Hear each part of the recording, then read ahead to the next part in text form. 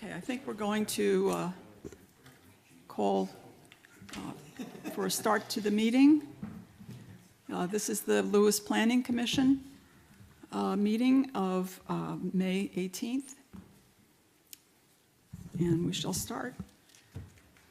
Do you have the agenda? Okay, so the first item is an update on the 5-year review of the comp plan. So Savannah is on via Zoom, so I know Julian is going to promote her, but it looks like Julian's having we're working on some items to make sure we are streaming properly. But give me just 1 minute. I think Savannah's promoted. I Good. see her. Yeah, hi everyone. I was gonna say the only issue I'm having right now is it says host disabled participant screen sharing. So Okay. if I could be able to share my screen, I have a presentation to share with you all tonight about the public workshop we had last month. And you are good to share, Savannah. Awesome. Thank you, Julian. Okay.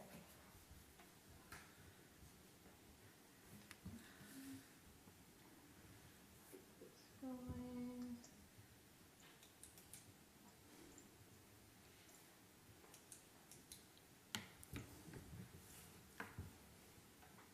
Okay.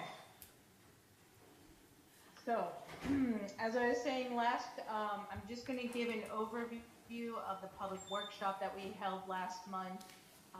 First, just wanted to give you all an update on the schedule. So we've been working previously on the listening learning sections, gathered a lot of good feedback from both the committee, the BPW, the city, and the public last month. So now we're working to develop the recommendations, assess them internally against the code, as well as some of the policies that have been set forth by the town already.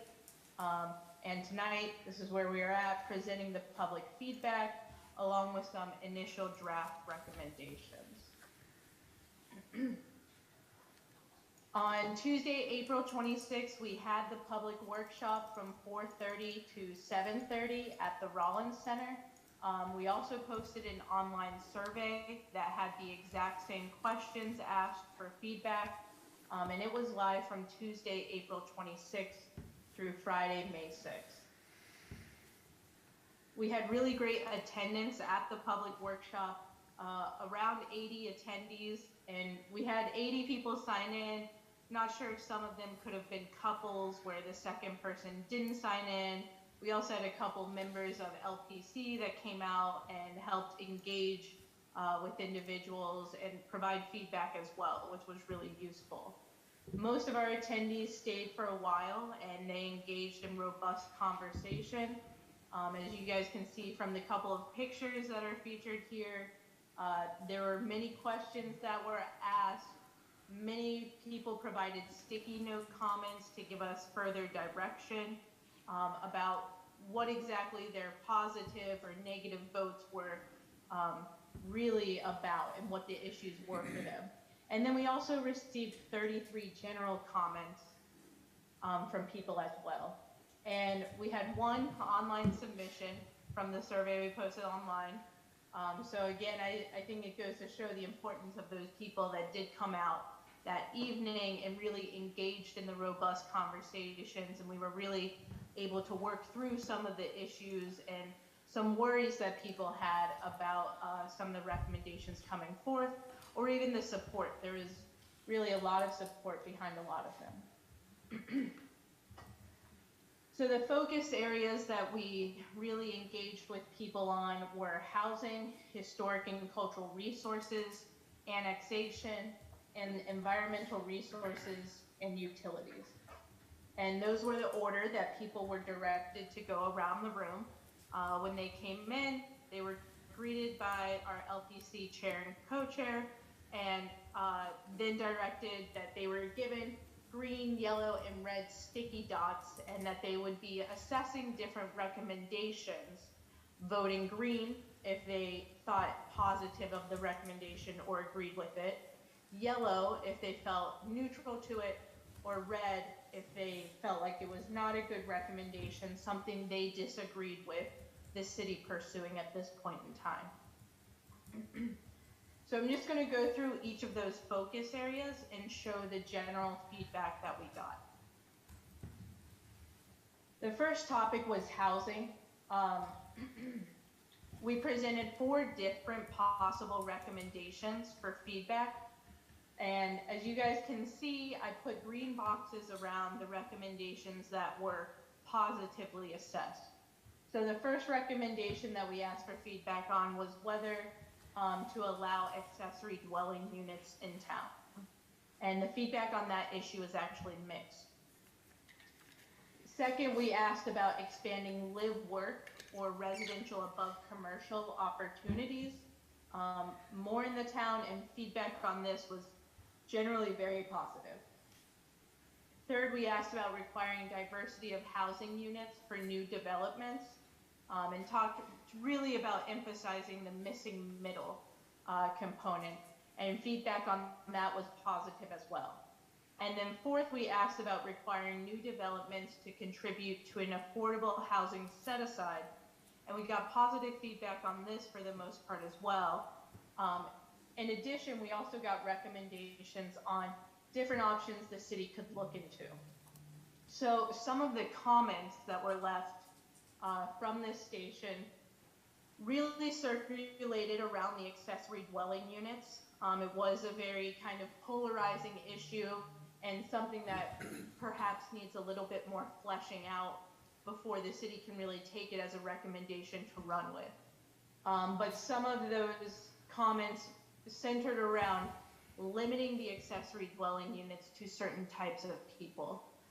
Some of those listed here is that they should be for year-round or long-term uses, such as possibly for family, caregivers, or short-term employments, like BB interns, traveling nurses, summer restaurant workers, summer lifeguards, perhaps. And people really emphasized that they did not want this type to be used for Airbnbs or short-term rentals. Next, a number of comments also centered around options for set-asides. And we got a few great examples that we've started looking into and want to work out further with the committee. But some of those talked about looking into a land trust, being able to own a percentage of the homes, like is being done with the workforce housing development now. Someone also cited, look at an example at Montgomery County, where they also require a certain percentage of new developments to set aside a number of units for at market rate or for low income individuals that would qualify to only be able to purchase those. And then a third was to look into Melrose, which is being utilized in California, and it's a special tax district to finance infrastructure projects, but any kind of public housing or low-income housing is exempt to that extra tax, even though they can benefit from it. Next, the Historic and Cultural Resources Station. Here, again, we asked for feedback on 4 different recommendations. The first was to identify and prioritize at-risk buildings. Generally, it was positive feedback that we got from this. Second, to require an archaeological investigation for new developments, and feedback was very positive in regard to this recommendation. Third, we asked, do you think current regulations on historic properties are sufficient? Feedback was mixed on this, but generally neutral. So people didn't think it was too strict or too loose right now. And then fourth, we asked about expanding the historic district within the R3 residential beach zone. Again, feedback on this issue was mixed. People wanting more details about what exactly it would mean, which properties might be affected, and what it would look like. Some of the comments that we saw repeated and got from the Historic and Cultural Resource Board was there should be a balance on the committees like H Park, possibly looking into what kind of expertise and background is needed on that, how to encourage other people to get involved with it, and trying to limit developer influence on the committee. Considering more guidelines around what can be done to maintain the integrity of the beach area. Assumption being that this means outside of just expanding the R3 historic district. There are many stickers in agreement for one comment that said we should leave or create more open space for natural for wildlife. And I think that's a theme that we'll see throughout the rest of the boards as we go through the comments for the evening. There is another comment about tearing down the school instead of renovating it, not being good. So we worked through that to talk about how perhaps the city could encourage adaptive reuse of properties. And I think specifically community type properties. Fifth, there were developer loopholes. This respondent said there are too many ways to get around the requirements, and someone had agreed with them. And then H Park regs should focus more on the big picture of what structures look like from the public view, less on micromanaging how homeowners and architectures get there. Third, we had a station set up for annexation. Here we asked individuals to kind of think about prioritizing which areas that annexation should really be encouraged and incentivized. First, we asked about properties between Kings Highway and Savannah Road. Feedback on this issue was positive. However, because we are trying to prioritize which of these areas we really want to focus on, you can see this one is put in a yellow box as perhaps more of a long-term recommendation or a recommendation that the city should keep, but there was much more positive feedback for two other areas instead. That should be more of a focus up front. Second, we asked about the new road corridor. Feedback on that issue was mixed, slightly negative. From comments, it was mostly the thought that the ship had already sailed there and that perhaps there wasn't large enough tracts of land to really make this a focal point for the city. Third, the Great Marsh and UD vicinity. Feedback on this was very positive, and people were very interested in expanding the city boundaries, especially if it meant that the city could get more open space. And then fourth, enclaves. Again, feedback on that issue was positive. There wasn't much conversation or pushback, a given that most people accepted that, yes, we should continue pursuing annexing any of the enclaves that currently exist. And on the comments, the theme overwhelmingly for annexation was open space, open space, open space. Many people were interested in any possibilities to expand the open space offerings within the city. Fourth, we had a station set up for environmental resources. First, we asked about annexing the city well fields, one of the recommendations that had carried forward from the comprehensive plan. Feedback on that issue was positive. Second, we asked about prohibiting construction within the city floodplains.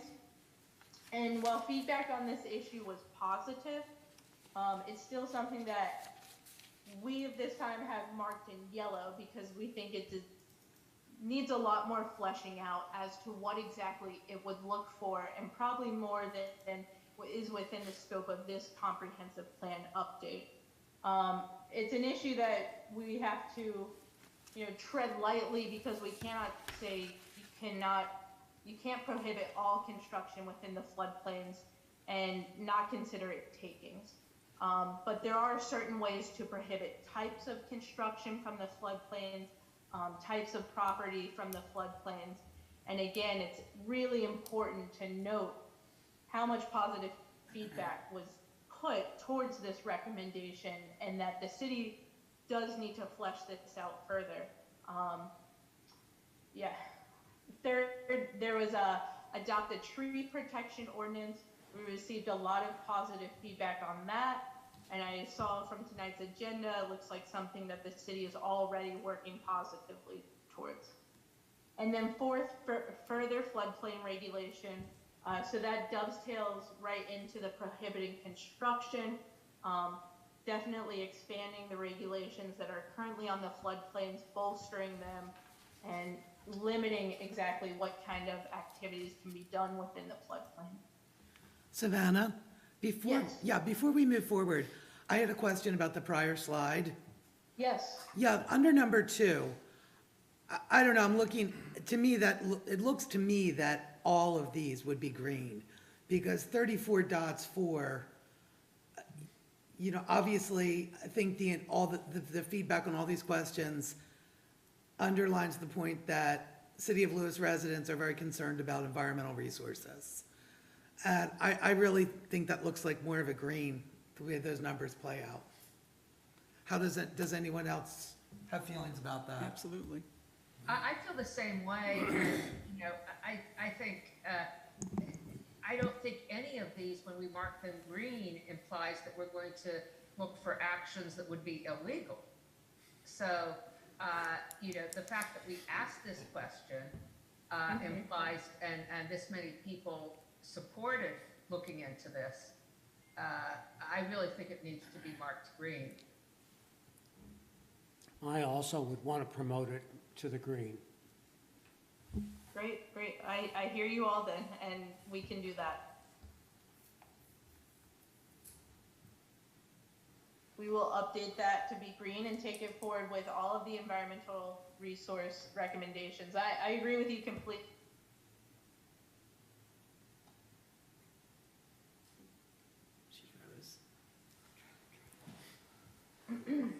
So the comments on the environmental resources, I categorized into 4 different topics. First was about open space, protecting purchasing open areas, protecting open space for wildlife, keep marshlands around the wastewater treatment plant as open space, and then create more open space for community purposes. Then the second was regulations and stormwater management. Comments received about protecting the wellhead and recharge areas, not just the well fields. Further, the floodplain regulations to better protect the environment and natural resources. And a recommendation to connect all septic systems in the Canary Creek watershed or the wellhead protection area into Lewis BPW. Tree protection ordinance. The tree ordinance should be realistic and moderate for implementation. It should include reforestation requirements to protect original habitat. And then we should increase controls over tree coverage remaining on new construction to encourage that tree coverage to stay at that same percentage rate. And then finally, education. There were some concerns noted about a proper understanding of the connection between the ground and surface water, the wellhead protection area, the stormwater, and the water table. So it continues to be an issue that the residents of the city want further engagement on. They want to be included in conversations and be more educated on this topic so that they can help make these important decisions. And then finally, utilities. Our first recommendation was for a resident rain barrel program. However, feedback on this issue was pretty mixed. Second, tree planting was very positive. Third, acquiring additional public open space was, I think, the most positive of any of the categories and recommendations all night. And then fourth, conservation, gardening, education, and engagement. Overall, this was generally positive, but again, this one was marked in yellow that if the city is trying to prioritize just a few of these recommendations to move forward with, because we had 8 for utilities, this would be more of a long-term, lower priority recommendation. Savannah, can I ask, how did that come in under utilities?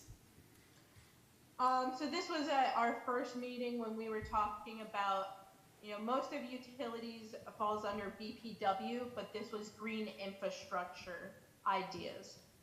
So the conservation, gardening, education, and engagement could be like awarding individuals that have good conservation practices at their home a certain award every year, or a placard that says City of Lewis Conservation Gardener in your front yard. Just ways to encourage individual residents to adopt green infrastructure BMPs.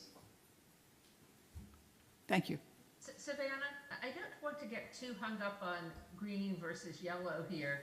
But I think there's really a distinction to be made between something that was generally viewed favorably, but didn't have a lot of people engaging on it, versus an item that really has split, has a lot of people voting for it, some voting green, some voting red, or the majority in the middle in yellow. Sure. I think those are really different categories, and it might almost be useful to think of those differently, as opposed to just lumping a lot of different things together under the yellow category. Sure. Yeah, I think we only had a couple. I think there were only 3 that we identified in the yellow category. But yeah. And then the last 4 recommendations that came under utility was encouraging and investing in pervious pavement. Feedback on that issue was positive. Sorry for the typo that says mixed right there. Electric vehicle charging facilities was mixed, and again, didn't exactly receive a ton of engagement. 3rd, solar power was generally positive. And then 4th, wind energy, again, was generally positive. As far as the utility comments, we received a couple of comments that was about the city versus BPW, and that people felt like they should both be able to come to the table and engage, or possibly both be the same entity. One comment that the city and BPW should consider a solar field rather than encouraging individual rooftop installations. One comment that solar panels should not be allowed in the historic district. 4, that we should require new construction or renovations to have solar, geothermal, etc., better insulation, rain gardens, runoff ponds, permeable pavers, different kind of green standards for development. Another comment that no offshore wind farms, and I think we heard that multiple times throughout the night, maybe not written down, but people that said they did not want offshore wind, but they were in favor of wind energy, like the current turbine near UD. 6, that city composting, or the city should be composting instead of hauling away. And then 7 kind of dovetails into that they should educate, encourage, and empower people to garden and encourage activities like composting. There are many benefits of it, and there should be places within the city limits for composting and gardens. A pollinator garden, which again is another green infrastructure BMP option. More effective communication with the public about water quality. Greater coordination with other entities like Sussex County for development over the wellheads and the well fields. And then 11, once again, acquire open space. And there were many green dots in agreement with that recommendation. So overall, the recommendations that we are encouraging to move forward with from the get-go is to expand live-work opportunities, require diversity of housing units, require new developments to contribute to an affordable housing set-aside, identify and prioritize at-risk buildings, require archaeological investigation of new development, encourage and prioritize annexation of the Great Marsh, enclaves, as well as the city well fields, adopt a tree protection ordinance, further floodplain regulation, and I will add to this list as well to limit construction or forbid construction within the floodplain, tree planting, acquiring additional open public space, especially in the floodplain, and encouraging or requiring or investing in pervious pavement, solar power, and wind energy. So the next steps for this is to set up a meeting with the committee where I'd like to go through all of the individual comments and start fleshing out these recommendations, what code updates would be necessary, and what language we would want to include within the recommendations to really give it a little bit more teeth. Would you guys like me to email you to coordinate that next meeting, or are you able to set it up right now? Let me know what you guys prefer. I would prefer to do it by email. I think that's a good suggestion. Okay. Then I will email you all. Are there any other questions Yeah, at this point? well, you're dropping out a lot of reds and, Dan, can you bring me my phone? you're dropping out a lot of red categories and other things. I think you ought to be clear about what those are.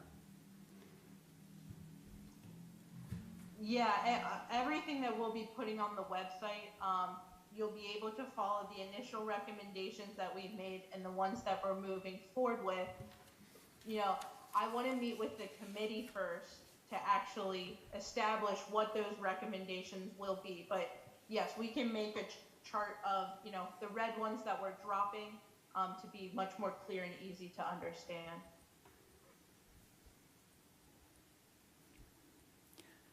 Can we get a copy of the presentation you just made? Could you Yep. email that to the commission? Yes. And that will be on the website as well for others, correct? Yeah. Thanks. Savannah, I'm sorry. I had a question about, you said that there was a very negative approach or negative response to offshore wind farms. I was sort of curious about that. How was that presented to people? So all I can say is that people were mostly asking, you're not talking about offshore wind farms, right? And we said, no, we're not proposing any specific wind farms at this point in time. I think some of the comments were about it being an eyesore and not wanting it in their viewship of the coastal area. But again, I can't say specifically, you know, much more than they wanted clarity that we're not considering offshore wind farms at this point in time.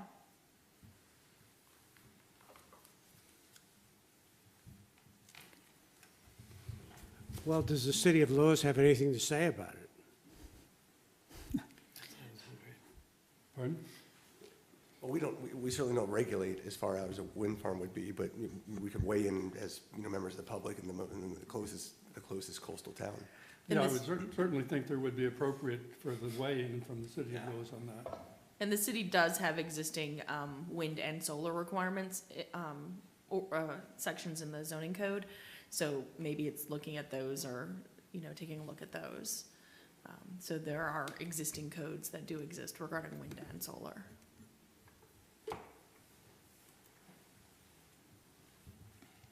Okay, any more questions or issues? Okay, thank you, Savannah. All right, thank you guys. I'll be in contact. Good.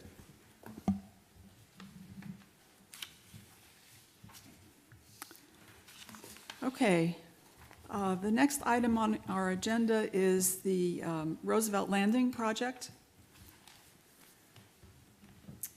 Thank you. So this is a new major subdivision application. I know we're working on the new subdivision codes. However, this one is going through the existing process. Council has not yet adopted the proposed subdivision code, so it is following the existing process. So right now, what they're looking for is confirmation of the reports and possibly scheduling a public hearing regarding the application. The application is for the creation of 8 lots, 8 single-family lots.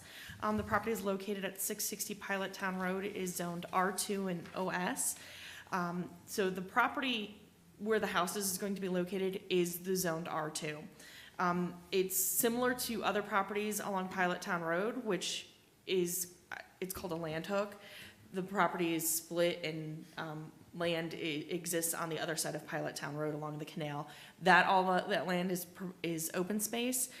They are proposing to land hook 3 of the parcels back to the other side. However, houses cannot be built there because, again, that zoning has not changed. That zoning remains open space, so that will continue to be open space. The most they could do is put maybe a gazebo, which is allowed in the open space, and you've seen that along Savannah Road. It's already in the code. That's something allowed, or maybe even a dock. So this is also the first application taking advantage of the R2 lot averaging. Back in 2020, the city adopted a lot averaging section of the code. So it only applies in the R2 residential zoning district. It is section 197-51 it's called lot averaging. And that it's, again, the ownership is one ownership. It is only for single family detached dwellings, which is what this proposed application is for detached. What a lot averaging allows is sometimes if you get an otter shaped parcel of land, that some of the lots can be reduced in size while some of the other lots are larger in size. However, the overall lot size equals out to be the 10,000 square feet, which is required by the code, but allows some of the lots to go down to 7,500 square feet and to have a reduced street frontage of 60 feet, a lot width of 60 feet, and a lot depth of 75 feet. So they do allow that. The setbacks don't change that I can recall, but the lot sizes and dimensions do change, allow for that. So that would impact, I want to say, only a few of the lots, and there are several lots that actually are much larger. So it does comply with the lot averaging. As part of that, they had to provide a yield plan, verifying that as they do the lot averaging, they're not getting additional density out of the development. They're getting the same number of units. So they provided a yield plan that did show that they could get 8 lots as a normal subdivision at 10,000 square feet, but things had to be tweaked a little bit. So they have proposed the lot averaging, which again is a code, which is allowed by the code. A couple of different things going on with this application. Oops, went too far. I talked about the layout. The property, part of the property is in the floodplain. I'm going to note it's the open space zone portion of the property that is in the floodplain. Where the houses will be located, the R2 portion is not in the floodplain. So again, just the portion that is zoned open space, and that's just a portion of that. The Board of Public Works has indicated that they can provide water, sewer, and electricity to the development. And I actually believe as part of the Pilot Town Road project, they've been working with the owner as part of that. For stormwater management, again, that is subject to the Sauces Conservation District. What they're proposing is catch basins in the road, which is called Dairy Lane at this time, which is a cul-de-sac on, I want to call the northwest side of Pilot Town. And then the outfall will actually go under Pilot Town Road and then outfall into the open space on the opposite side of Pilot Town where the open space is, and then it'll eventually go into the canal. So that they will go through the conservation district for that. They're proposing one street, it's a cul-de-sac. They're proposing that it be 24 foot in width. It does have a length that exceeds the 200-foot length at this time, so they will be needing a waiver for relief from constructing a 32-foot wide road and to allow the cul-de-sac to exceed 300 square feet. I would note both the 24 feet and the 300 feet are actually new requirements that are being adopted, hopefully, in the new subdivision code. So it actually would be consistent with the proposed subdivision code. Property is along the historic Lewis Byway. The applicant has informed me that they have reached out to the byway and members of the byway, especially on their landscape team, they will need a waiver from the byways requirements because there's a buffer that's required. So that will be something as part of preliminary consent that you would consider and make a recommendation to mayor and council for. So open space, there is a requirement of 10%. They are providing 11.5%. The Parks and Rec Commission did review this application at their April 18th, 2022 meeting.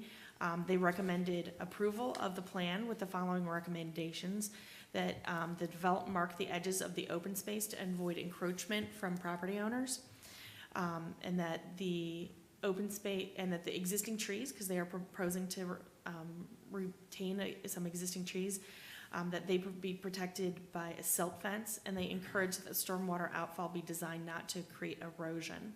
There are 2 open space parcels on the property. One is at the end of the cul-de-sac of proposed Dairy Lane. Again, the northwest side contains 6,290 square feet. They are proposing plantings within this area. And the second parcel of the open space is located along the canal, which is zoned the open space, and that has 10,289 square feet of open space. They did provide their engineer report. The staff did review it. AECom reviewed this application on behalf of the city for the planning. And then we did receive the city engineer's report for the application. So all of the reports have been submitted and provided as required in the application. And I'm here to answer questions. They did submit one waiver request regarding the maximum length of the dead end street for the cul-de-sac. They are proposing a 325 feet length of a street. And they also provided a wetland and watercourse investigation report as part of the application. And I'm happy to, again, answer any questions. And Charlie is here to answer any questions. And then you have a couple of options. You can verify that the reports have been submitted and you can schedule a public hearing, or if you want, you can schedule a public hearing and then a public meeting, or if you want to do a public meeting and then a public hearing.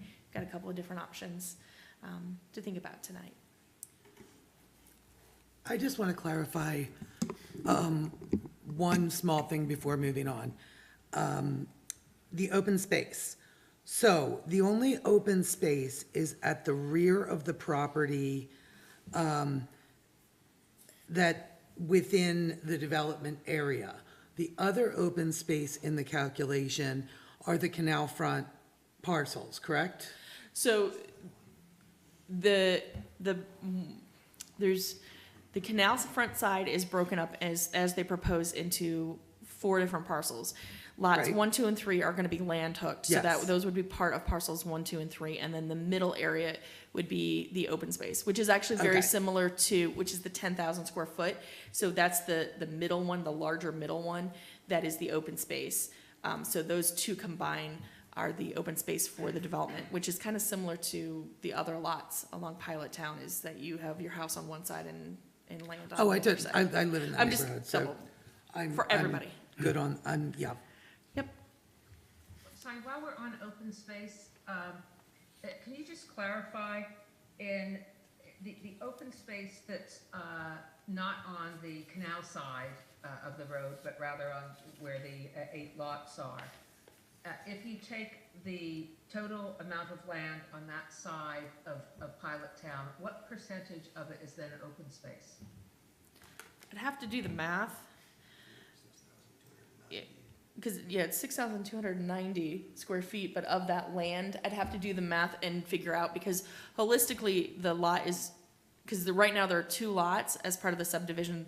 They'll get rid of the 1 lot line, and then we'd have to calculate out the square footage of the land on the pilot along the canal side. So I don't have that calculation right now.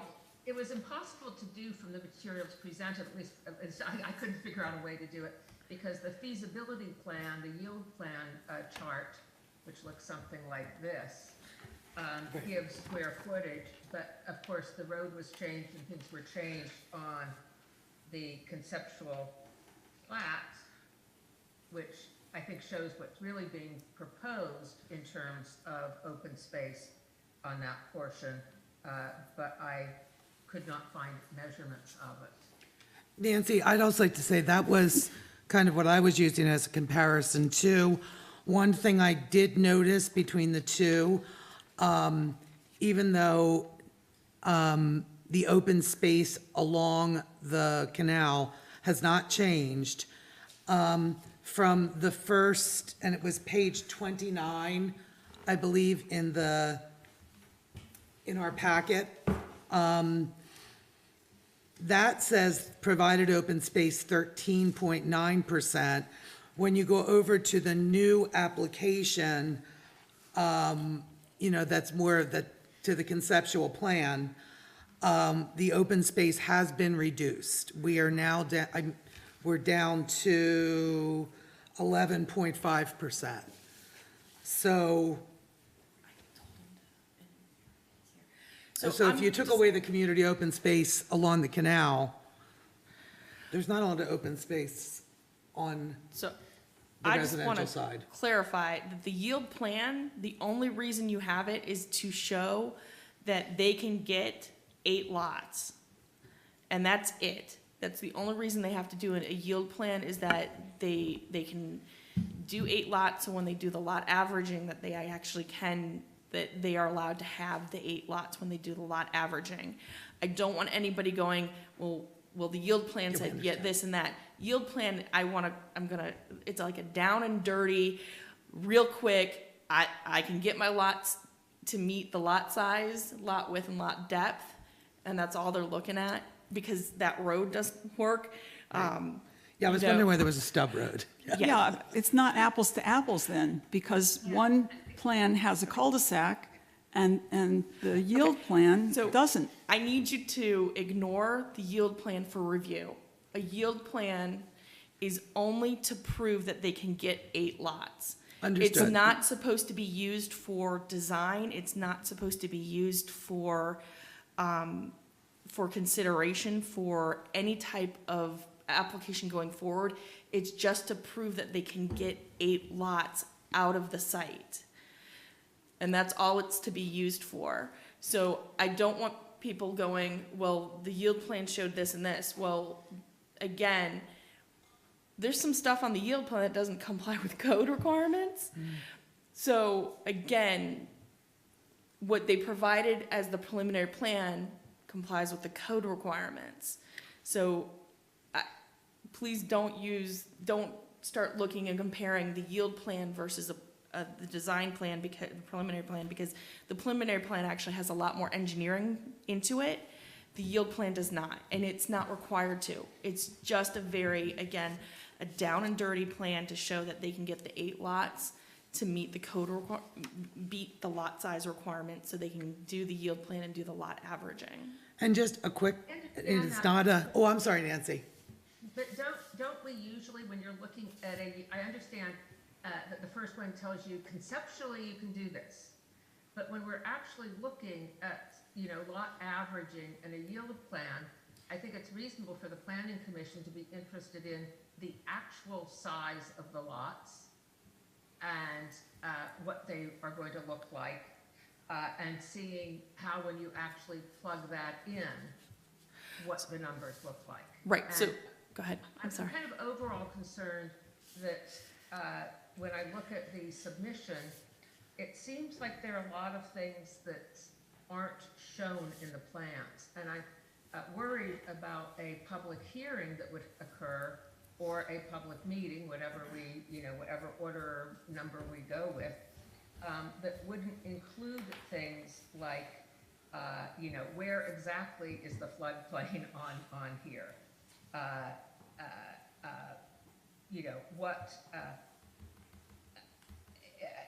As I went through the GMB report, we have, the floodplain needs to be identified. We have things like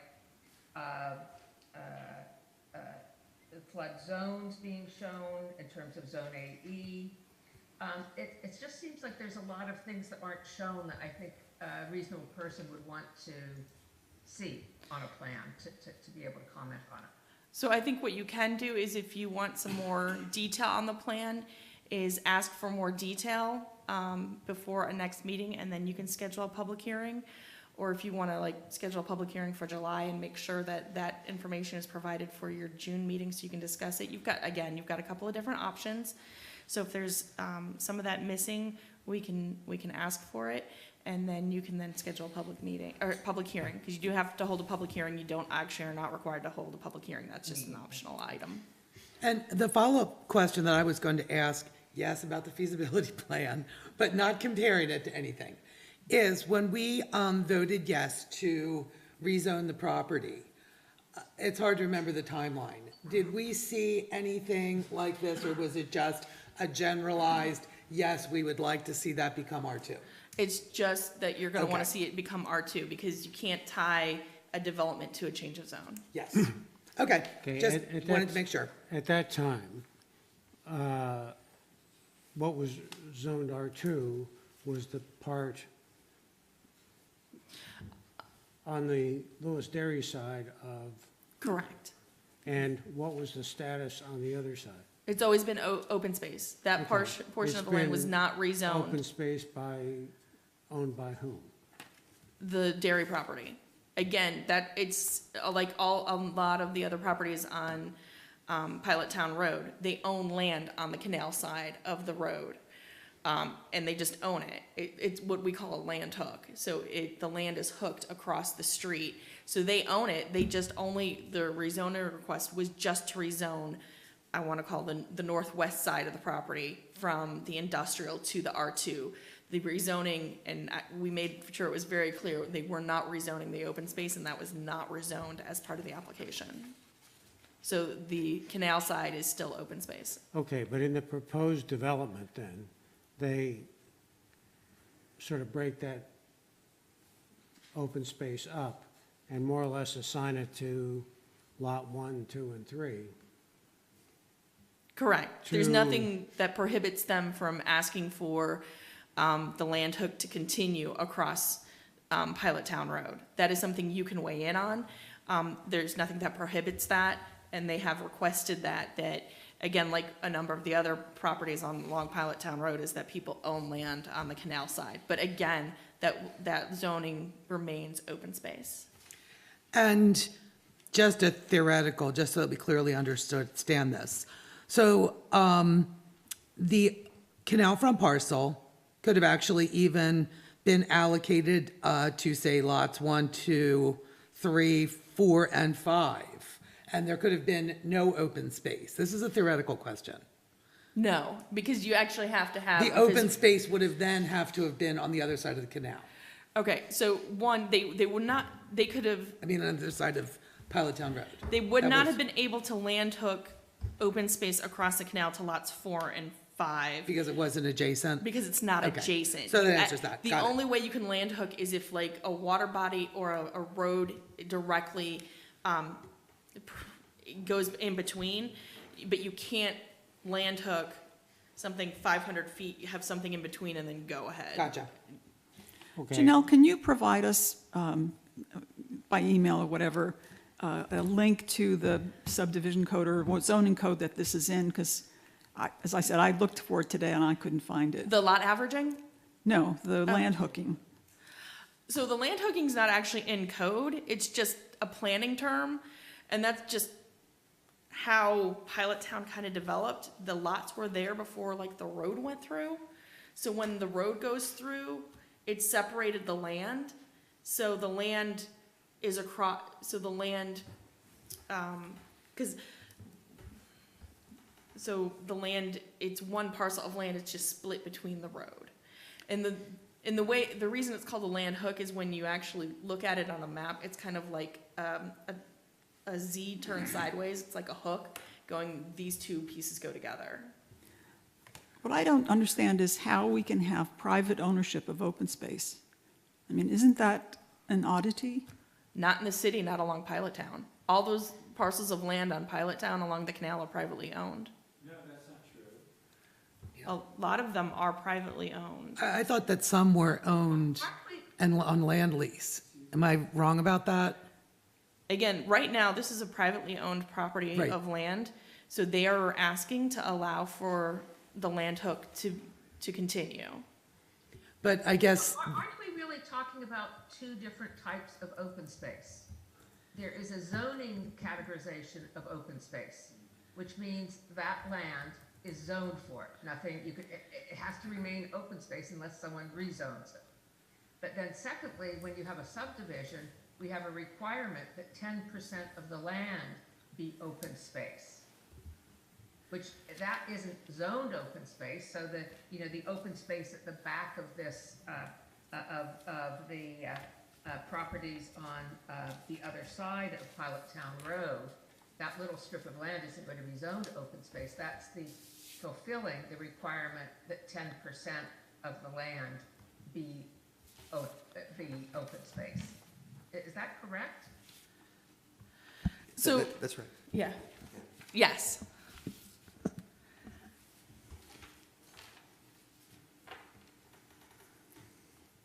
Okay, well, we have some options then, and what I think I would like to recommend is that we come up with issues that we think are missing from the plans and ask the developer, designer to address those issues before we have a public meeting on this. So if they can, before our next meeting, provide us with the information that we're looking for. if we have specific questions, is it appropriate to bring those up tonight? Or should we wait? I think it's an issue of what we believe is missing from the package. Yeah, I think right now, if you have specific items that are missing, to bring them up tonight, so then we can make sure the applicant is aware of that, so they can address that and get updated information for your meeting in June. So then you can either then have a further discussion in a public meeting, or you can just schedule a public hearing at that time. Or maybe we could send you a couple of questions after we, That's perfectly fine as well. If No. you, after tonight, start thinking, I'm missing something, I would request a certain time frame so that way I can get the applicant all the information. So then, at the same time. So if you want to get all the questions in by like noon on Friday or noon on Monday or something, that way then that gives them time to start getting everything ready for, the June meeting. So this is kind of, just to clarify, I thought we were supposed to be prepared tonight and come with comments and be prepared to discuss. But that does not seem to be where we're at. No. Okay. I think we're saying there's more information that's needed.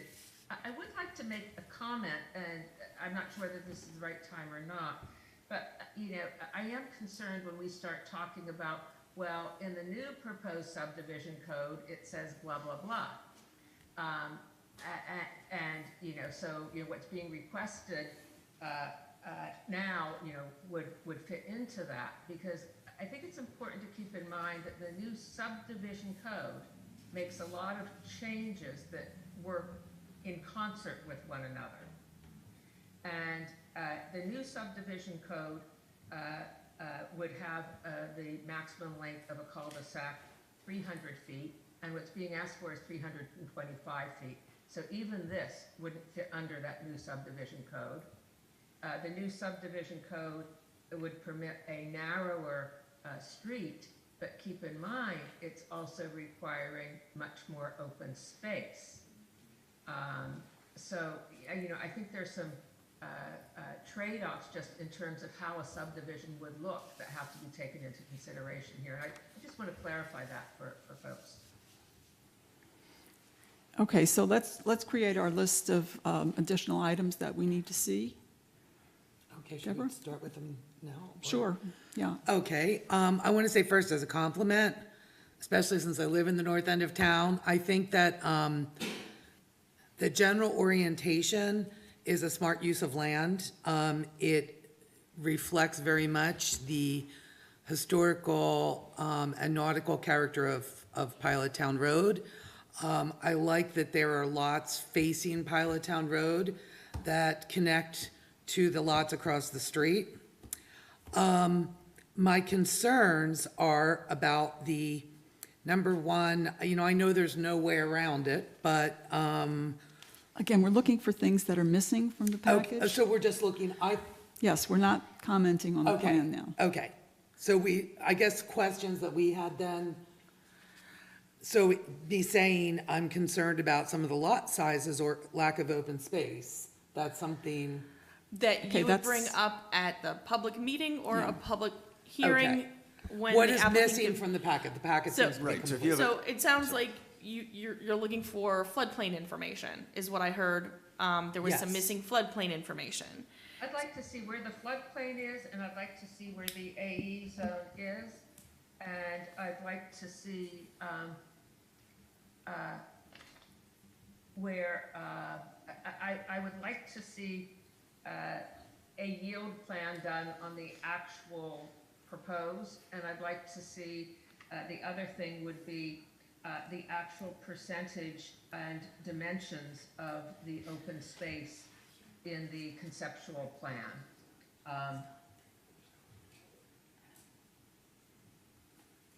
And specifically, how much of that open space is on the, trying to orient myself towards north, on the west side of Pilot Town Road.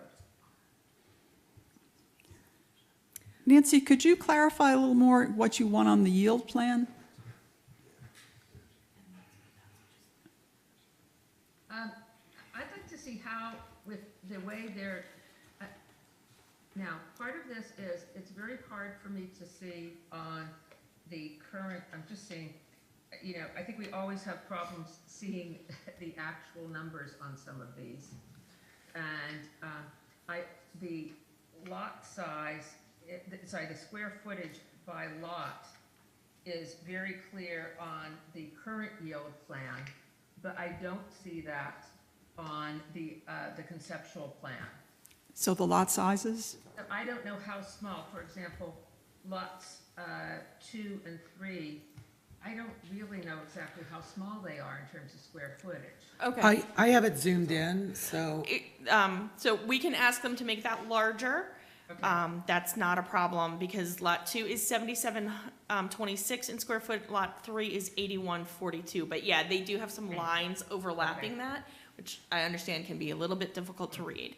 And lot 1, I can see where that would be difficult to read, but lot 1 is 12,126 square feet. On the cul-de-sac on the roadside, they also provided dimensions for the other side, which are definitely much smaller, but again, remember, you'd add those two together. And do we know that the cul-de-sac as designed can accommodate emergency vehicles turning according to the standard? Again, that'll get reviewed by the Office of the State Fire Marshal, so if there is an issue after you do preliminary consent, then the fire marshal will take a look and they might have to readjust that. And again, if it's a significant change, then it will come back for you guys for consideration. so that is not something that we can request or have in the Lewis Fire Department, because that is, that was on my list too. Again, that is a review and approval that comes after preliminary consent. Hey, Janelle. Yes. It's Tom Jensen. I apologize for being on the Zoom machine again. So my only question, and I think you may have addressed it, and maybe perhaps Glenn can weigh in. The waiver in the cul-de-sac, is that the same deal? Is there anything more procedurally has to be done, or is that something we can ask them for further clarification, what have you on? If you want additional information as to why they're asking for a 325-foot cul-de-sac, you can do that. And as part of the review, they did provide a letter stating why they asked that. But again, if it sounds like, and again, the engineer is taking notes tonight, Yeah. that if you want additional information, that can be provided. Okay. But it sounds like we So need. that is- Go ahead.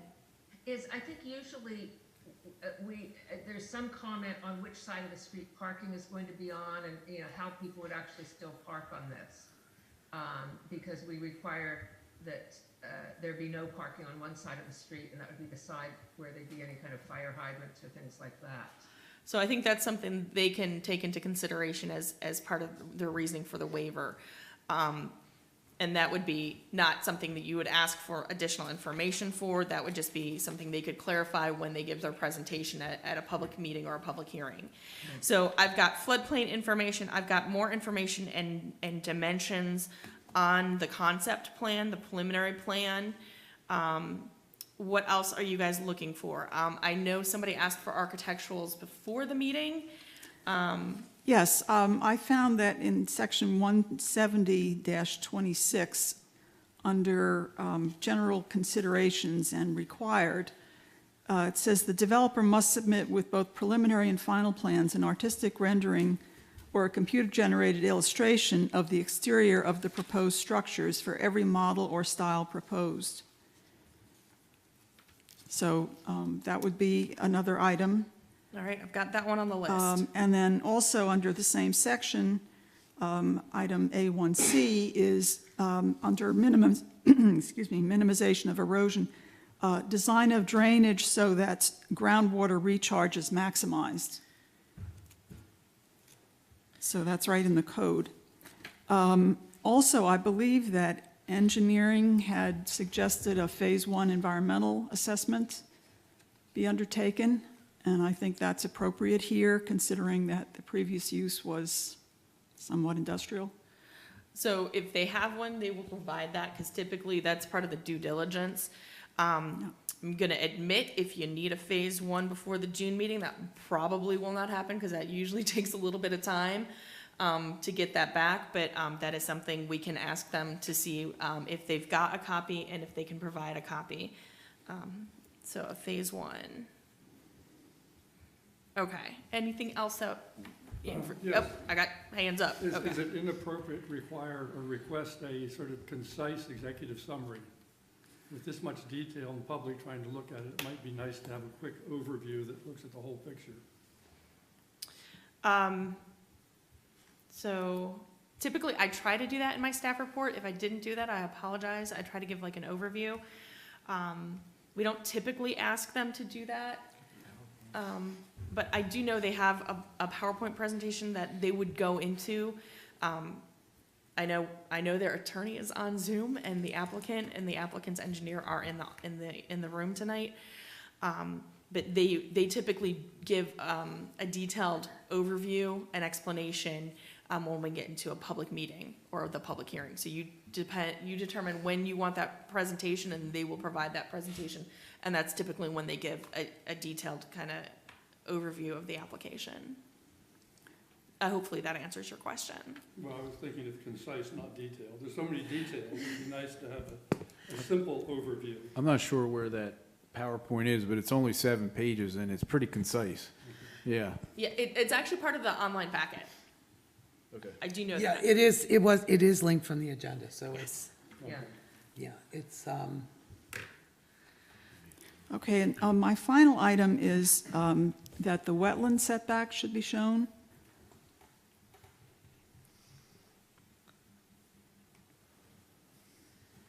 Okay.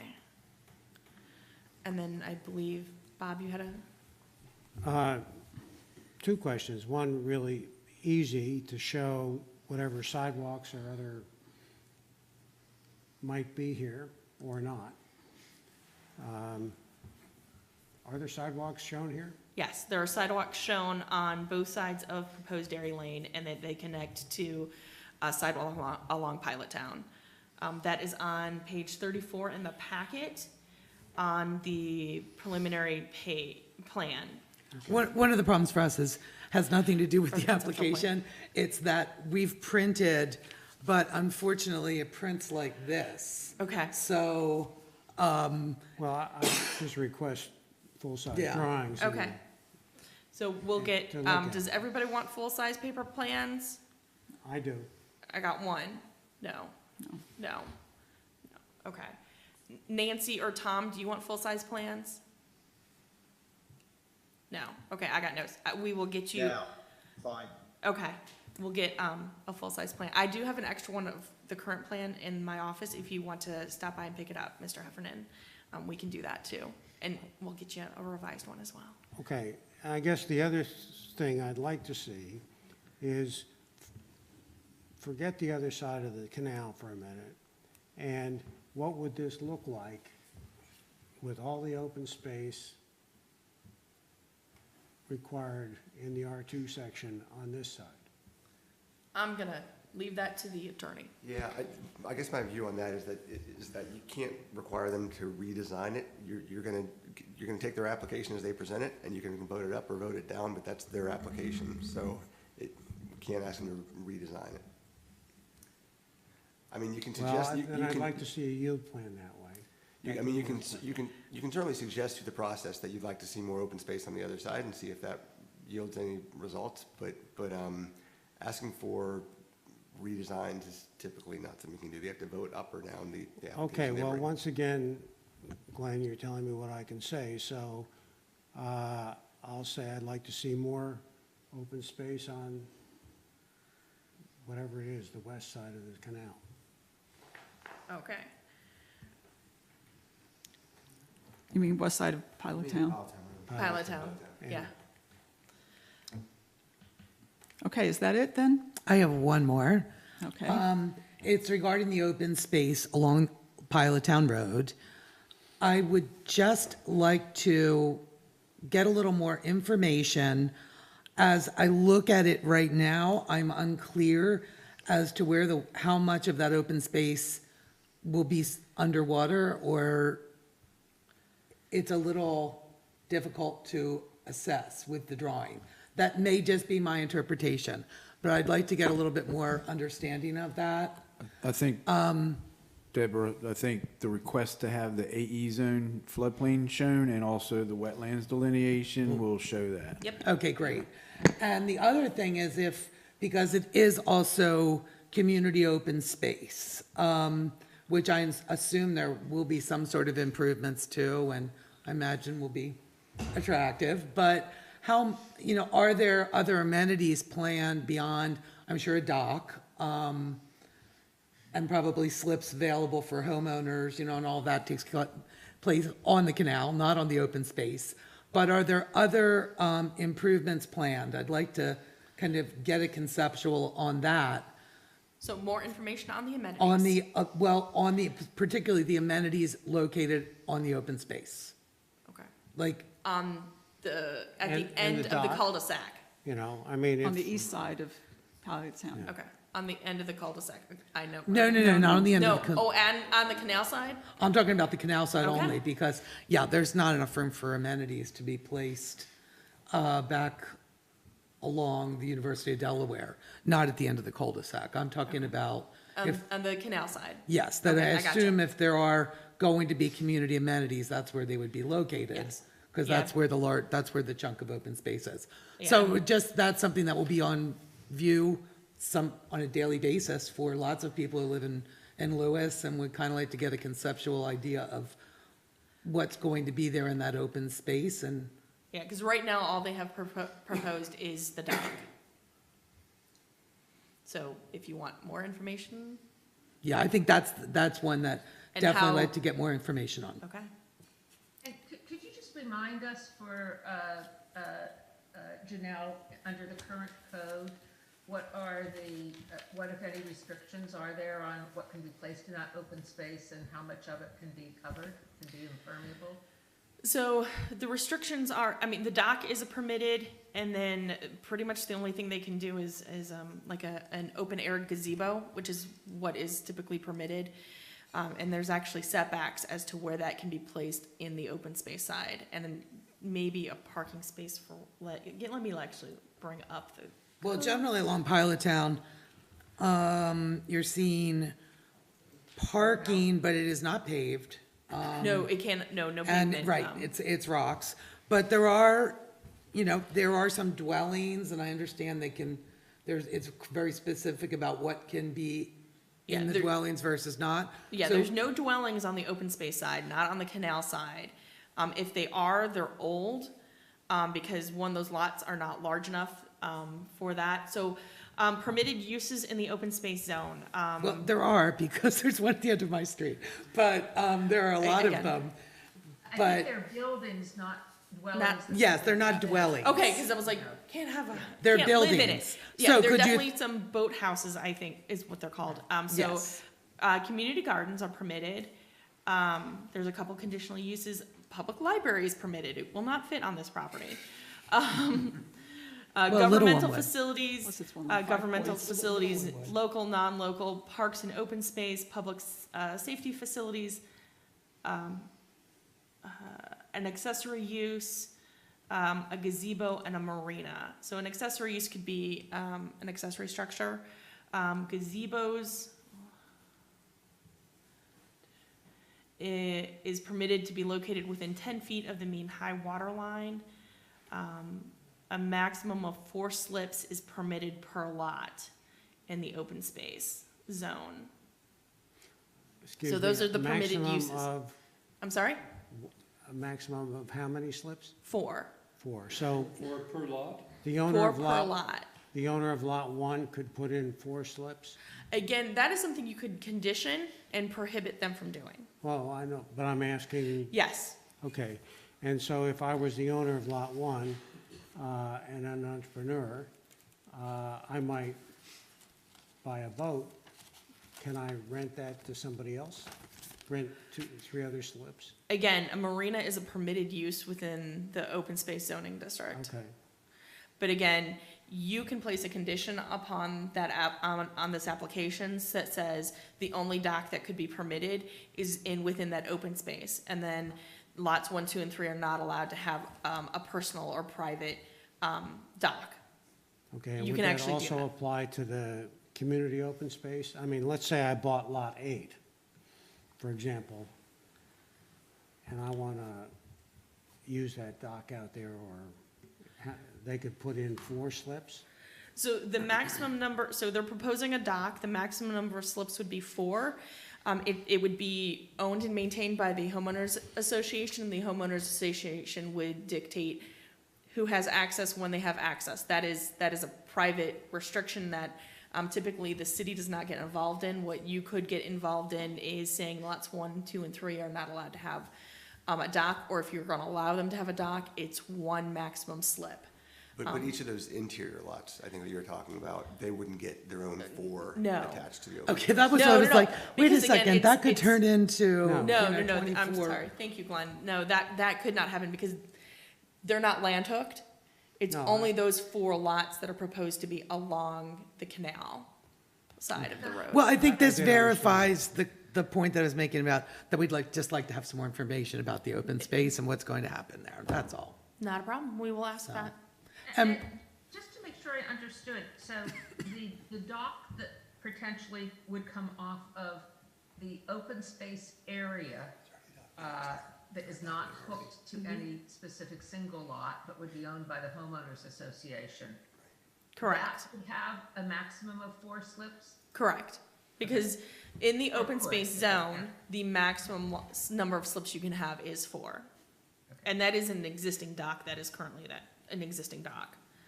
The existing dock that is there seems to stretch over and overlap with, if I, with lot 2. So it's shown on the conceptual plan as being very close to the proposed line for lot 2, but it is proposed to be on the open space parcel along the canal. But when it extends out, it's a T shape. It's in the water and it's not crossing a property line.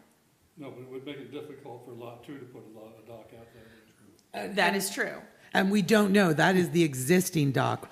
We don't know the condition of that dock, or if that will be the dock that is carried Again, over. my understanding from a conversation is they Right. wanted to retain the dock and maybe do some improvements, but again, that's all gonna require a DENREC subaqueous land permit.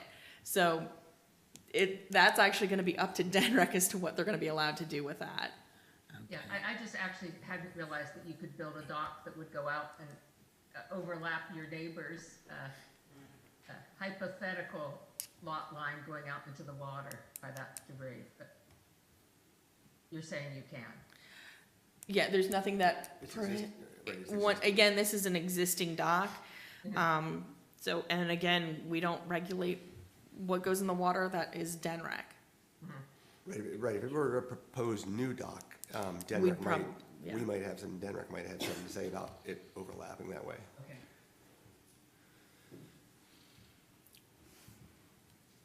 Okay, any other questions on Roosevelt Landing? Any other issues? Yes.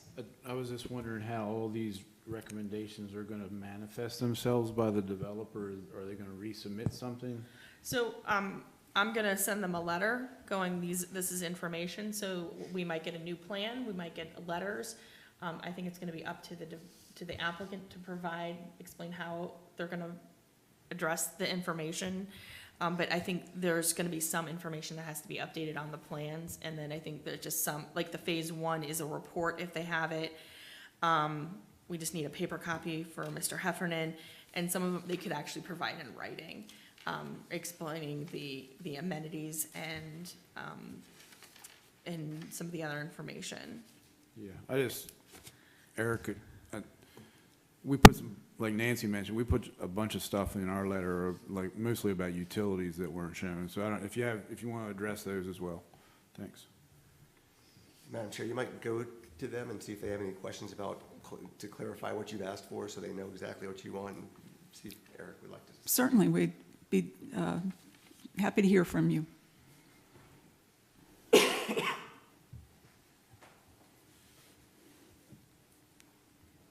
you. My name's Eric Wall. I'm a registered landscape architect with Pannoni. I'm here representing the client. We also have representation with Meredith Lewis Thomas, who's in the audience as well with the applicant. Just a couple items, the floodplain. I do have a FEMA inset map on the cover page of the application, of the preliminary plat, but I will make sure that that line gets on the existing conditions plan. And it does not cross over Pilot Town Road. It's all along the canal side. There was some talk about a yield plan being redone, and I'm not sure, I need some clarification on that. Because what I thought I submitted was adequate for what the yield plan was supposed to be. So per the code, the yield plan submitted complies with what is required by code. Yeah, I don't think you need to submit a new yield plan, because that's just to check up a box you check to see what you're able to get. I think at one point, perhaps Ms. Stacy was talking about a yield plan in the context of your proposed plan, but that's not actually a yield plan. If there's anybody who wants to clarify that, feel free, but I think that they've met the requirements as far as a yield plan goes. And let me be clear, my concern, and I apologize for my poor eyesight despite wearing glasses. I was having trouble seeing the square footage on Right. on each plot, on each area, and that is there, and that's one thing I was looking for. The other thing was to know exactly what percentage of the open space is in that strip at the back, at the far western side. What percentage of the total area on west of Pilot Town Road does that represent? So I'll increase those square footage numbers and also add dimensions for the plan. But the percentage, are you asking for a percentage of that sliver of open space compared to the gross square footage of the entire parcel that goes across to the canal, or just on the west side of the Pilot Town Road? Just on the west side, Okay. and quite frankly, if there were dimensions on that, I could calculate it, I mean, I could multiply two numbers and divide, but Okay. I could not, and while I can now see in very fine print the dimensions of those lots, I can't see the dimension of the open space on that western side. Okay. The architectural elevation, I'm going to be talking to our applicant about for that. We do have a phase 1, and I will get that to Janelle immediately. The executive summary, the engineer's report kind of also does kind of like an overview of the project. I'm not sure if that would suffice as executive summary, but I could also draft something up. There is a setback line from the canal wetland area. It's not labeled as such, but there's a dashed line 50 feet away from that line on the existing conditions, or on the preliminary plat. We do show sidewalks, and talking with DelDOT, I think we're going to be having a crosswalk from the west side of Pilot Town over to the open space to provide a safe transition of pedestrians from one side to the other. And we can also have a better understanding of that open space, that the dock is existing, and it will have improvements put upon it. The landscape plan, which I will create, will show a delineation of the open space between the next door lots 1 and 2. So there's an actual delineation of the open space between the private lots. And I think that might be everything. Yeah, so I can do that. I just had a question clarification. The wetlands map that you're referring to is the one that is in page 12 and 13 of the packet, right?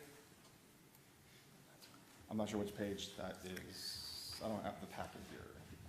Or is this the? Yeah, I can't screen. Yeah, 13 shows the wetlands. It's a 12 and it's a 13, map of right? it, yeah. Well, 13 is you've got the delineation on there. Yeah, we have. That's wetlands, but not floodplain.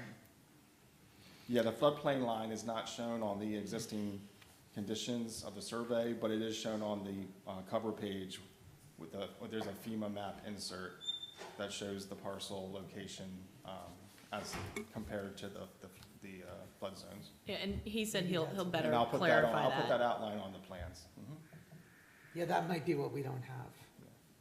And I was in conversation with Blaine Bonham from the Lewis Historical Byway Commission. And the landscape plan will address any issues that they have with that as well. Okay, thank you. Thank you.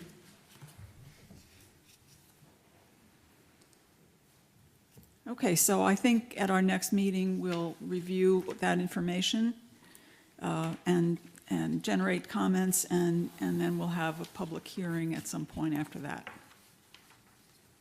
Okay.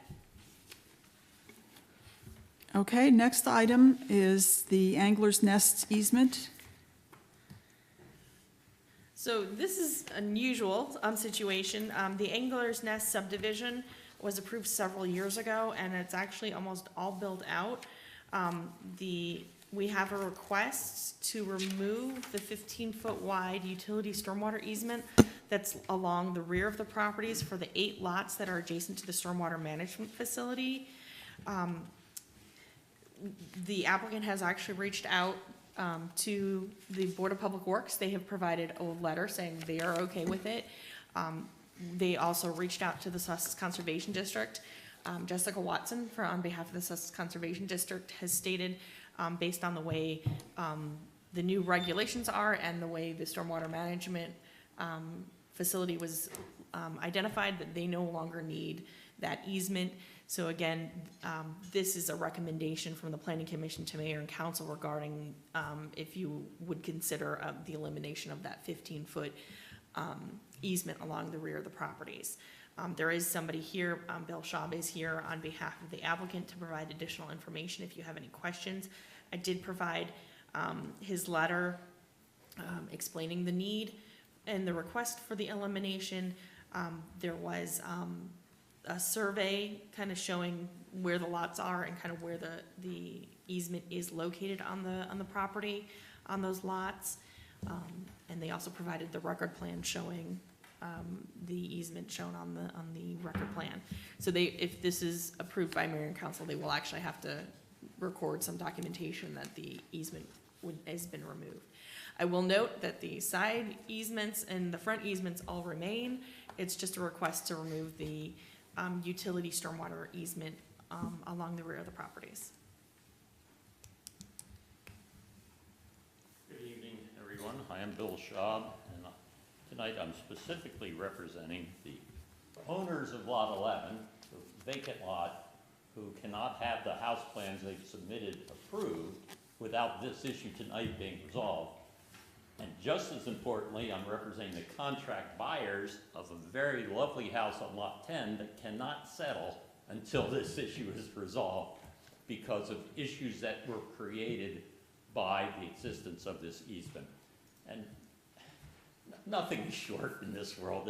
So very quickly, when the plans were submitted to the town, for reasons at this moment that no one can explain, across the back of 8 lots, there is a 15-foot wide, it is labeled utility/stormwater easement.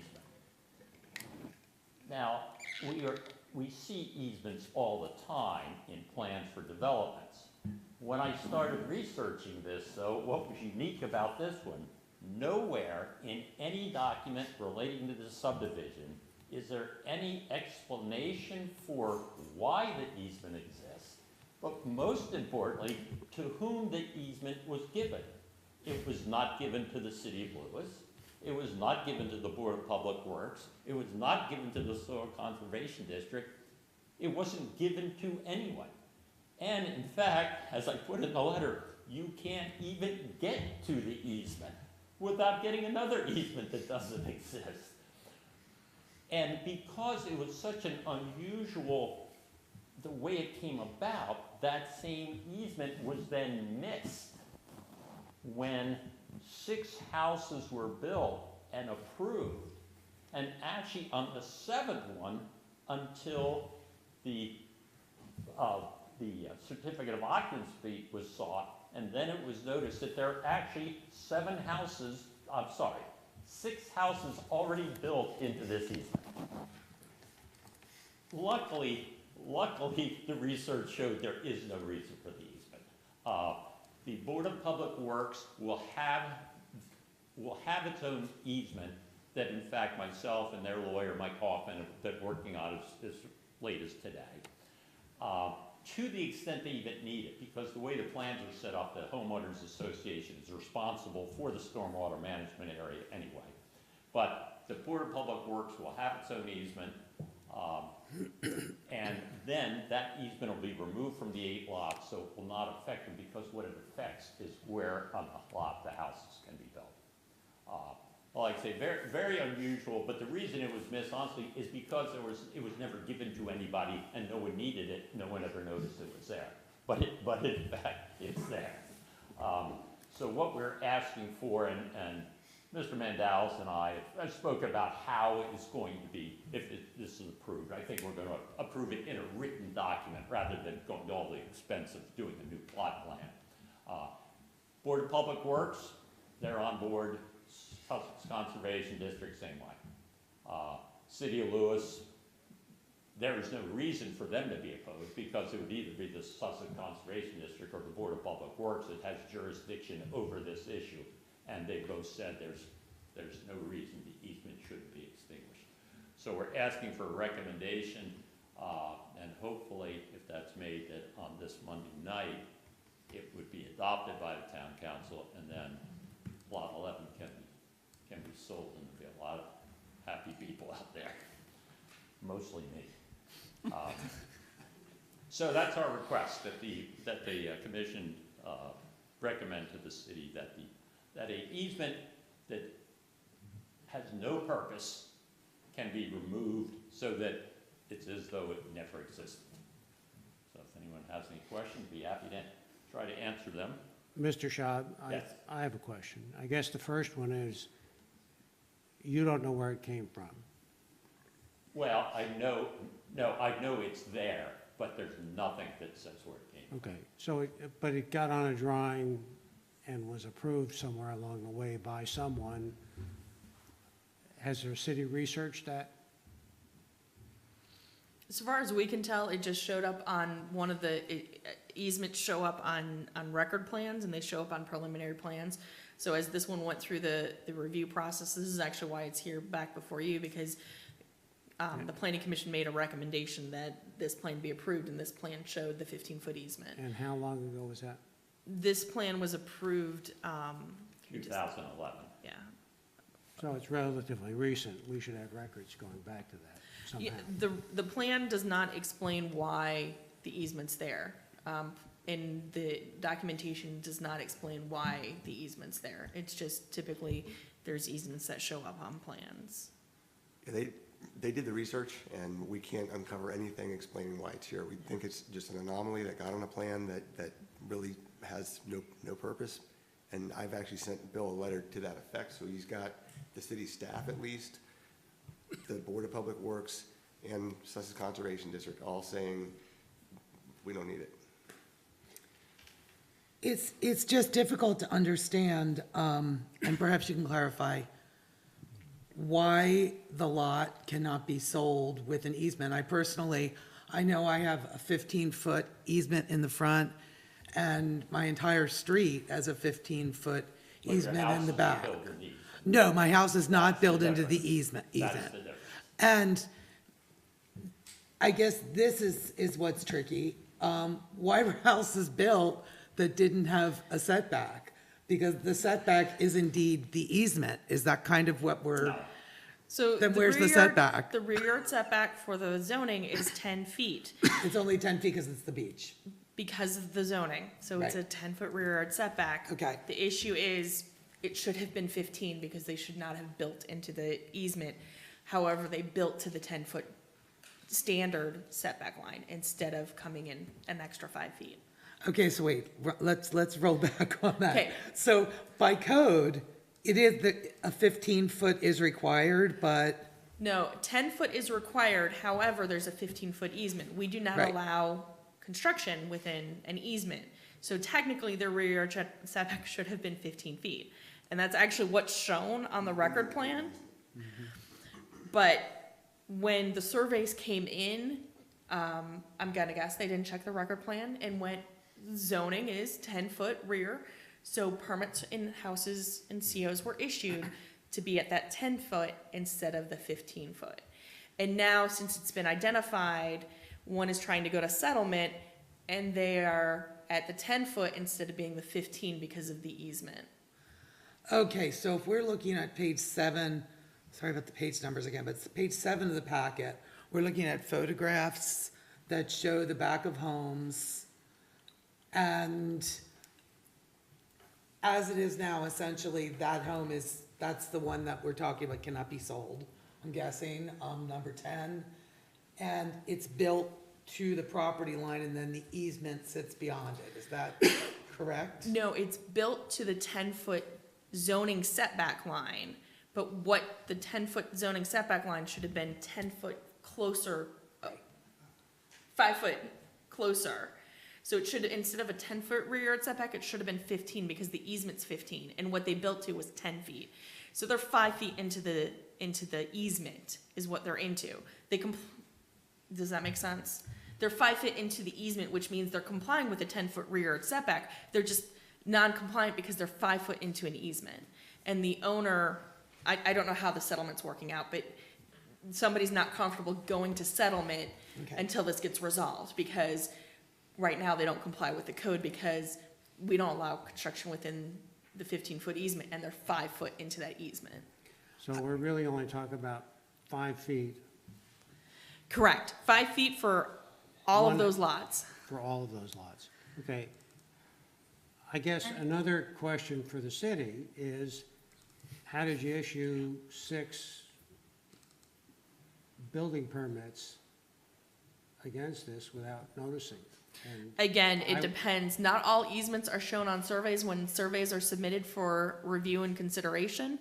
let me- Now, when a let me new suggest survey you comes Find a better in, process.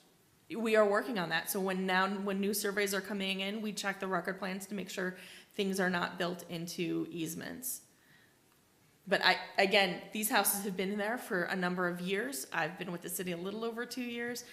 We are now working on new processes to ensure this does not happen in the future. And I don't know the acreage here, but would this have fallen under the new subdivision plan? Or the, pending? That I don't know. Proposed? I don't No. know. Okay. That's a strange I just have one. one question, and I'm looking at page 15 of 15, and when I compare that to page 14, on page 15 of 15, there's a black line drawn in that's labeled as 15-foot setback line. And, within that, you see a lot of things overlapping. But I don't see where the actual property line is. And I understand what you've said in terms of we have an easement that no one owns and no one can explain why it's there. But when I'm looking at that, can you confirm that all of these houses actually meet the 10-foot setback? Because I'm looking at a lot of structures that look like they come a lot closer than just, 1/3 of what I think 15 feet would be here. So the house has to be 10 feet away. A deck can encroach 5 feet into your rear yard setback. So you can actually have a deck or a patio or other things within 5 feet of the property line. And technically, all of that should have been 15 feet back from the rear property line.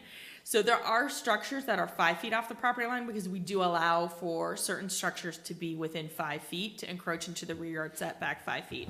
So like the porch or the open porch or the open deck are allowed to encroach into your rear yard setback by 5 feet. So those are gonna be 5 feet off the property lines. Those technically would be in compliance, but if there was no easement. Because right now, you've got structures that are 5 feet into the easement and 10 feet into the easement. And the stairs for a porch, how close can that come to the property line? Stairs can encroach into the rear yard setback 3 feet.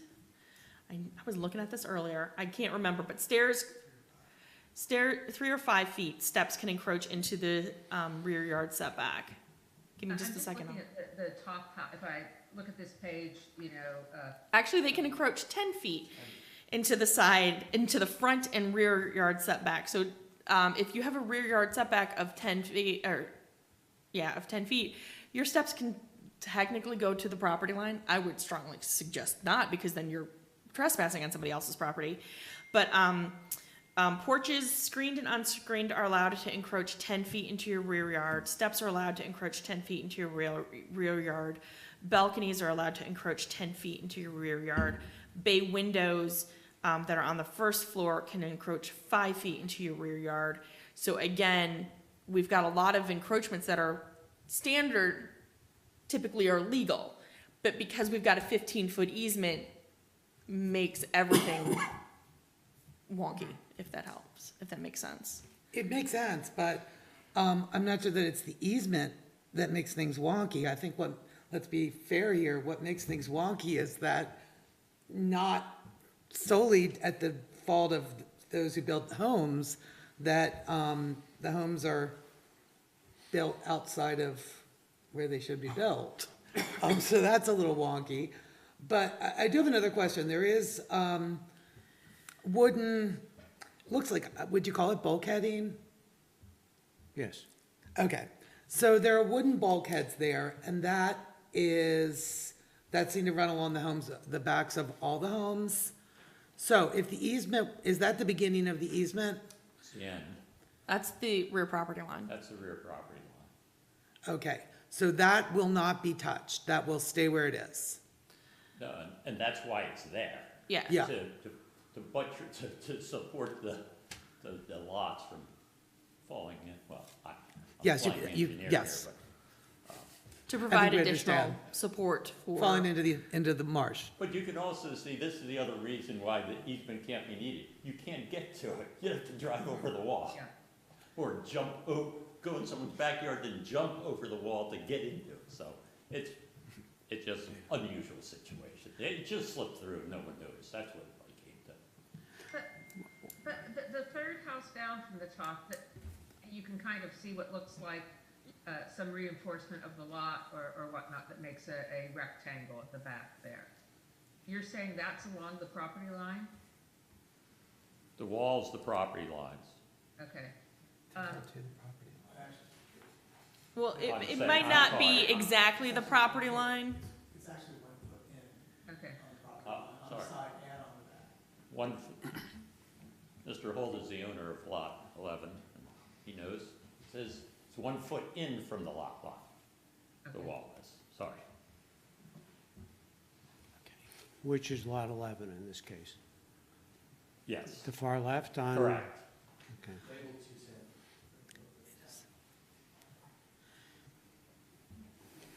Any further discussion? Well, I guess Mr. Schaub has made a good case. I'm a little reluctant to fully accept, I mean, he is, in this case, an advocate. And his, I mean, the best drawings we have and so on are his. Does the city have better? Or can the city clarify this? Mr. Schaub and Mr. Mandelis have done the research. I've looked at the plans. I can't tell you why the 15-foot there is there. It is shown on the record plan. And again, that's why we're here tonight. And I believe one of the plans they provided is a copy of the record plan, which is what the city would be providing as well. Yeah, some of those have been a little hard to read, but. And it's also difficult because I'm looking and all of the back lots are 5,000 square feet. So there's really no wiggle room on anything in there because you can't get smaller than 5,000 square feet in that zoning, right? Again, they meet the required lot Right, size. right. And technically, if the easement wasn't there, all these houses are in compliant with the zoning. Right. Because the easement is there, we have issues with zoning because all of these houses, if not the house, the deck, the porch, the steps have now encroached into an easement. Right. My only concern with this is there are easements throughout the city, probably in most subdivisions. Charlie, if you can comment on that. I would say in Almond Pilot Town Village. Yeah, I was just wondering that same thing, how it affects our, thought process regarding blanket easements of 10 feet in the front, 8 along the side, 10 in the back, that are only usually noted by note on a record plan that says what the sizes are. And it does say usually it says they're dedicated, but it doesn't say to who, at least. So I wonder how this differs from that. You know what I mean? I do wonder about that.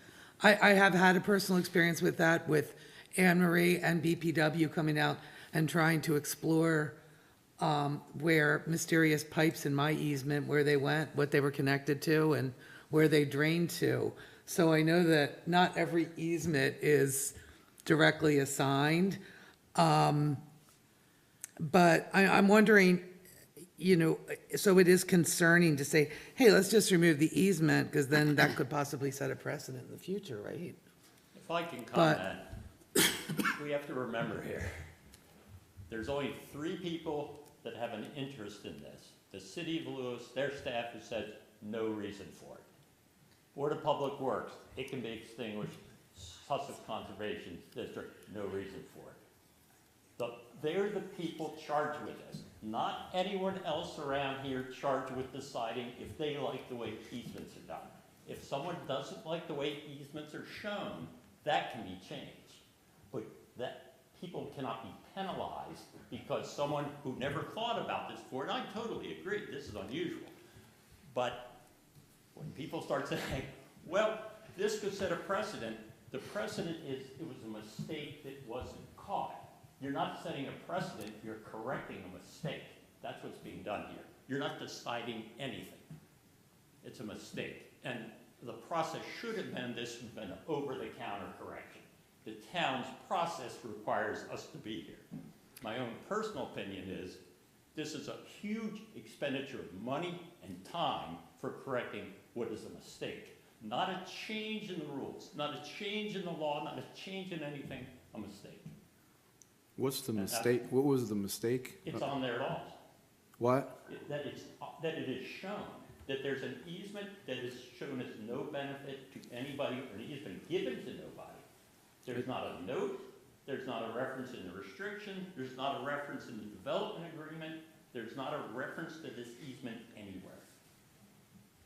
I still, I'm talking out of turn now, but I don't know that I necessarily would agree that that's a mistake, because you have 2 stormwater management facilities back there that have to be maintained. Now, how are they maintained? That's the interest of the homeowners association. So to me, that's a 4th party that has an interest. I don't know if anybody's spoken to the stormwater management maintenance company, which I think is Envirotech. I don't know if they can access it or not. So there is the, so between lots 5 and 6, there's actually open space. So you can actually get back Yeah, to yeah. there. There's And then two there's open 9-foot space swales. between 9 and 10 to be able to get to the back. So it is accessible without actually needing to go into the back of the properties. And there are easements on the sides of those that, again, those actually line up with setbacks. So that's good. We're not allowing the encroachments in there. This one just happens to be, as I know Charlie stated earlier, typically we require 10-foot, 10-foot, and 8-foot easements, and those typically line up with setbacks, or in some instances, a rear yard setback is 15 feet, so then that easement doesn't get into the construction of a house, in which this case, this unfortunately has impacted a number of houses and where they have built, because they thought they had an extra 5 feet that they did not. And Bill, did you say that you're working with the BPW to formalize those? Yes, I Okay. have a final draft going to their lawyer. Gotcha, okay. And it's only because in case they ever have to get there. And we included in it also because the access, because it's only 9-foot swale, I put in the easement in case 9 foot wasn't wide enough. It's an easement, you can come off of Market Street through what is shown as wetlands to get to the stormwater management area also. So just Included be that. aware that there are 2 stormwater pipes that go right through the middle of the easements you're working on with the BPW. Right, no, and that's Okay. why I put, because if they had to drive on those, we wouldn't want the Yeah. pipes to crush.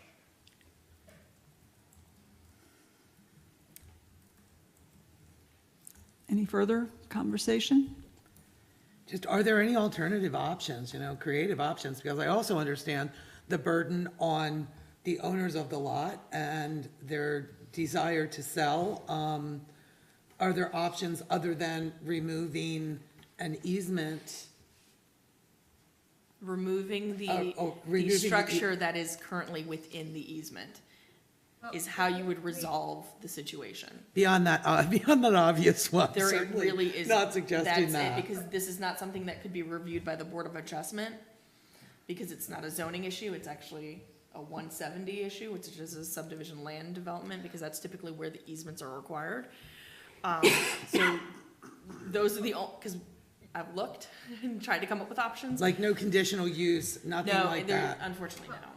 Right now, I mean, in many areas, the easement aligns with the setback, right? Correct. Or it's less than the setback. Or is less than the setback. In this case, it is If- greater than the setback.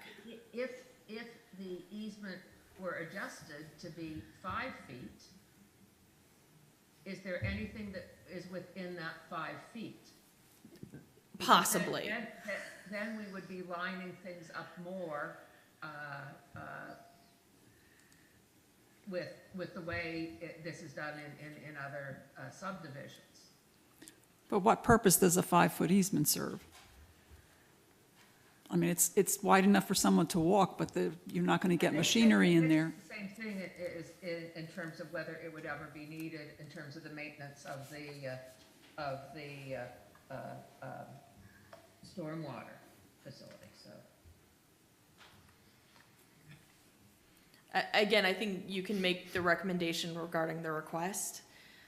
If you've got other options, I'm looking at the attorney, but I mean, think it's. Right, ultimately, the recommendation has to be based on the request, but I guess one thing you could consider, which I think is entirely overkill, is just to look at the 2 applicants that are before you today and say, what's the minimum width of easement that would give you relief, and in that area, shrink the easement just to that amount.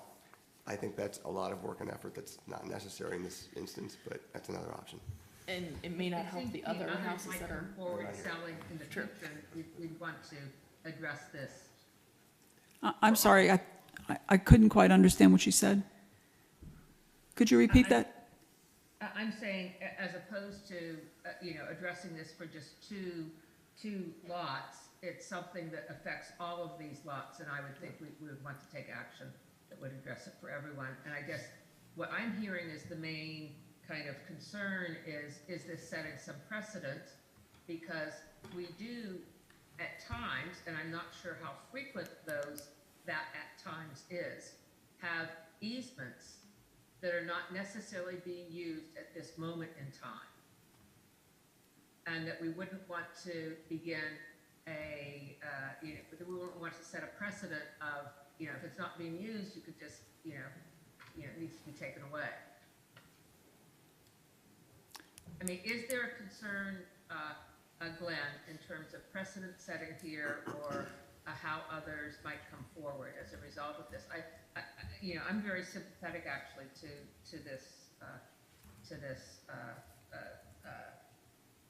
issue that's been brought forward, but I'd like to know the answer to that. Well, so things that you do as a planning commission, they'll always be held against you, and people will bring them up and say, you did it in this instance before, and why don't you do it again here? But it's not precedent in the legal sense, because the law says that every property is different, and you're gonna make a decision on a property given those unique circumstances of that particular property. So it's not legal precedent that's being set. The one thing that you should probably be thinking about, to Nancy's point about all of the lots, is these homeowners try to, if they decide to sell and the buyer needs financing, they're not going to get financing as long as they have this encroachment into an easement that hasn't been resolved. So this is going to come back to you again and again and again if it's not resolved one way or another, through this process now. If I could interject here, not only that, they will never be able to sell their houses. Because when you sell a house, you fill in a property disclosure. And there's a whole section on, are you aware of any zoning violations? Are you aware of any encroachments? I don't think any of us knows anybody out there who's going to buy a home that on the notice says, oh, by the way, this house contains the following zoning violations, because the buyer's going to say, straighten it out, then I'll buy your home. I mean, this is a massive problem. That's the problem. This is massive. I'm only representing 2 of the 8, but for all 8, it's huge. And again, when I first started, I thought I was going to find some history of this, and then we were going to have to come up, see if there was some sort of solution that would work out. But I think we were all kind of surprised when we found nothing. And once the Board of Public Works, Substance Conservation get involved, they're the ones who deal with this. And they're the ones who said, we research it, we're all for it. I'm just not sure who else there is to ask. I'd like to make a motion at this point, and with a slight preface to it, and that is, I don't think any of us are happy to see that we have an easement that's recorded that no one can find any record of why it's there. I don't think any of us are happy to see that building has occurred without recognizing that easement, and that we're put in this situation. And I certainly would say that I don't think the only concerned parties here are the city and EPW, because I think it's our role as the Planning Commission to address these kinds of issues. That said, I would like to move that we remove this 15-foot easement from, and I don't know whether we need to be specific in terms of these, how I need to state this in terms of the lots here, Glenn. I don't think you need to, just consistent with Mr. Schaub's request in his written. Okay, consistent with Mr. Schaub's request. And I would urge us, as Janelle has already mentioned, that actions are being taken to ensure moving forward we don't have this issue, and moving forward that when surveys come in, they actually indicate easements, and moving forward there's an expectation that homeowners and landowners would do some due diligence on those and make sure they're reported appropriately and applying for a building permit, etc. But Okay, any second? I'm moving that we, in conjunction with what you've said, get rid of the 15th easement here. I'll second it.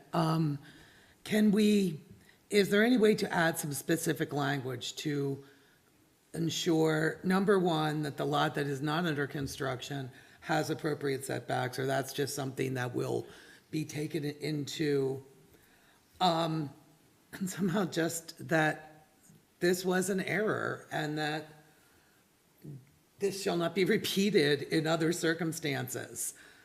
Because, frankly, when there was construction within the easement, that's an issue, and an issue that could end in a different outcome than we're sitting here with today. So just to somehow send the message out that this doesn't happen again. Yep. Can we add wording to this, and what could we do Perspective, to? we have put in new policies and procedures to ensure, and to do our due diligence to make sure this doesn't happen again. Again, could it happen once? Absolutely, we're human, we're not perfect. But we have put in new policies and procedures to make sure on the city side, this does not And happen how long again. has that been? I'm sorry? And how long has that been? Within the last 6 months? Okay. Good. Yeah, I don't think we can penalize homeowners who weren't, you see that your neighbor's house is built to here, so you assume that your house can be built to here, and then the city allows you to build it to here. So, And then you have to tell somebody they can't build to there because they shouldn't have built to there. I had that conversation. well, then that And might be it's- the case, but Yeah. it's better than telling people they have to, remove what's in the And that's what, yes. the encroachment. Yeah. I mean, the key thing is that what was built at the backs of these houses, there were valid building permits for. Is that Yeah. correct? Correct. Okay. I mean, I think that's very important. That's why I'm seconding it. Okay, we have a motion and second. Let's take a vote. Nancy?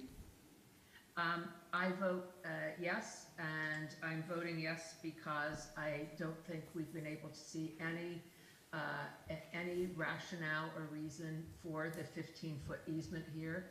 It is not owned, quote unquote, owned by anyone who would be using it. And Okay. so I vote yes. Jonathan? Excuse me, I vote yes also, and I think that this is really a unique error, and it's not setting a precedent. Right, okay. Bob? I'll vote yes, in sympathy with the homeowners, but I would like separately the city manager to write down those new procedures and define them clearly, and send them a copy to the planning commission. Okay. Deborah? I vote yes, also, in a desire not to penalize the homeowners, but ask that due diligence be, to note that this is an exception, not the rule, and that due diligence be used in any future permit, applications, granting of permits, just to make sure that we are having appropriate setbacks. And I do also think on the lot that is not yet constructed. Yeah, I've talked to them and Okay. that's why. Okay, and I didn't forget Tom.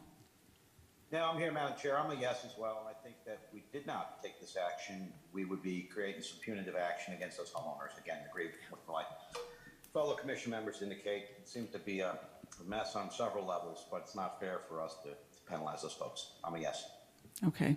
And I vote yes for all the reasons that were previously stated. Thank you very much, everyone. I appreciate your time, and my clients very much appreciate your time. And Mr. Schaub, I just want to say this, that we all have an interest in this because we were tasked to be volunteers on a planning commission, that even though we vote yes, we're tasked with asking hard questions.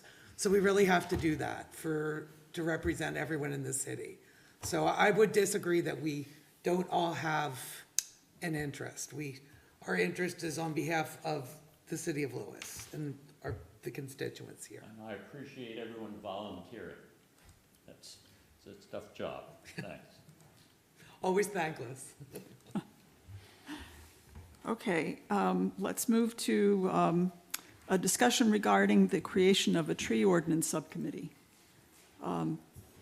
There has been lots of discussion about this. both under the subdivision ordinance and I think several of the projects we've seen recently. So do we have, I know we have one volunteer already. Bob Heffernan has volunteered to serve on this committee. No, Joe did. Joe Hockner did. Joe. Oh, I'm sorry. But I'm unless you sorry. wanna, About trees. I'm not, You may be, you Not may be being qualified in that. conscripted, Bob. you might be being voluntold. There we go. I apologize, Bob. Okay, so yes, Joe has volunteered to serve on the committee. I also, have spoke of this at a lot of meetings, and I would be interested, but I'd like to say that I am not an expert on trees. I have no background in botany, and that if perhaps we could recruit some experts to be on this committee, I think that would best serve everyone.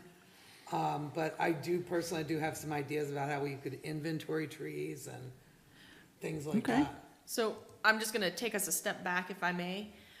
The scope of the committee is to look at different ideas and narrow down some ideas and then take them to city council to see if city council wants to do something. So we're not gonna like deep dive into a specific item. It's look holistically at topics of Good. potential ordinances. So we're not gonna get those experts on board right away. It's kind of looking at what we have and then seeing what should be amended, what ideas should be, bring that to the commission, and then take that to council for them to let you guys know what's the next step. Well, I am comfortable then personally volunteering. Perfect. Okay, great. Thank you. To refresh the background on this, this is what types of trees that are appropriate, or No. Nope. No, this is It's- general ideas about, for example, a subdivision comes in and has trees, but they're removing trees. Well, how do we address keeping the same level of forest cover on a site? Or how do we require buffering? All these kinds of things. So it's much more general and perhaps aimed at keeping more cover in the city, street trees, all kinds of things that we can be looking at relative to a tree ordinance. Yeah, because, I think it's been an ongoing discussion here, is that it's very interesting that the city of Rehoboth has a tree ordinance, whereas I think if we were to say, oh, what is a more garden-friendly town, we are noted as a green and garden-friendly town, yet we don't have a tree ordinance. And I think that's just been something that's problematic, that's come up time and time again at the Planning Commission.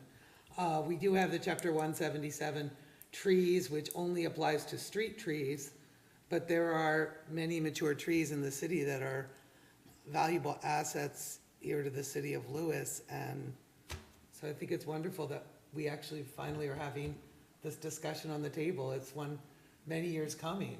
Yes. And is there is there H Park or somebody else who's involved? I was just going to say, there is someone, I think, on H Park who is the tree steward for the city. But we have a tree commissioner. Yeah. Tree commissioner. So on Parks and Marty Thompson, on Parks and Rec, yes. Yeah, and she's on Parks and Rec, and I'm just thinking, well, first of all, I think it's a great idea. And we can see how it came out of the public workshop that was done on the comprehensive plan. But when we use the word, a tree ordinance, it can mean, we act as if it's something specific, but it can mean a lot of different things, and the scope can really vary. And I think almost our first step, even before going to city council, because I think we have a responsibility as planning commission to take ideas to city council to help inform them and give us guidance on, directions that they're interested in taking action. I think it would almost behoove us to on this committee, involve Marty, actually from the start, and have this committee first really come back to planning commission, both to educate us on what are the different options in terms of tree ordinances, what are the different, decision points, in terms of scope and focus of these, so that we can have a discussion before taking this to city council. And it certainly doesn't involve, in my mind, Janelle, writing code or anything like that. Right. But Agreed. To me, this is more of a big picture scoping idea. What projects is the commission interested in? Is this a group interested in? Is commission interested in? And then making that a recommendation to mayor and council, and letting them tell us yes, no, maybe so. Right. Yeah. And doing things like, I think council has a lot on their plate, and it's useful if we come to them well-informed, both as the whole planning commission, and we have this committee kind of take that on as their role to come back to planning commission, so we can have a discussion on it, and then the chair of that committee would take it forward to city council for a discussion. and I would imagine it would, start with things such as looking at other cities that are comparable to Lewis and what sort of tree ordinances they have, whether or not how we could even begin inventorying trees and some of those questions, I think, because we don't want to certainly create anything that's burdensome for council or for the staff. Yeah, I could see the first meeting just seeing what are the resources we already have, what are the codes that we already have, and then seeing where are the gaps, and what are the concerns that we need, you all are looking to address, woodland protection, saving, protection of large species, and other things. So I think, this. And encouraging much planting different of trees and encouraging planting of native trees, where Marty definitely knows a lot more about trees than I do. I know that. Yep, I've written it down to ask her if she'd like to be involved. Yeah, and Marty is also familiar with a lot of the issues the city faces around trees too, so. Yeah, another person you might consider inviting at some point is, Rehoboth does have a city arborist, Liz Lingo, and she administers their tree ordinance. So, and she's been through a process now of creating some revisions to it. She worked in DC for a long time, administering DC's tree ordinance, so she's kind of got a lot of knowledge about. And Glenn, what was her name again? Liz Lingo. Okay. Elizabeth Lingo. And maybe the committee could have her do a presentation, because I know on the annexation committee and on the subdivision committee, there were a lot of different presentations that came into those committees to help inform them. I do think that the types of trees though are relevant, because, one of the most common trees around here is Leland cypress, which is an invasive species and has actually caused some ecosystem disruption. So I think any sort of tree ordinance would look at the type of tree in addition to coverage and removal and replacement. Right. All right, so I've got 2 planning commission members. Is there anybody else, Melanie, that do you want 3, or how would you like this to?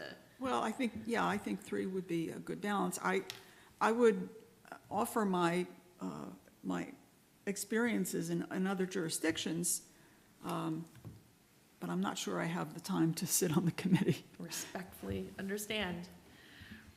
So, well, we're not fully empowered this week with all of our members, so I'll see if I can approach some other people. And If you can't find anybody, I'll help, okay? But I warn you that I'll have to take my wife to the BB hospital right away. But I can do work. Okay.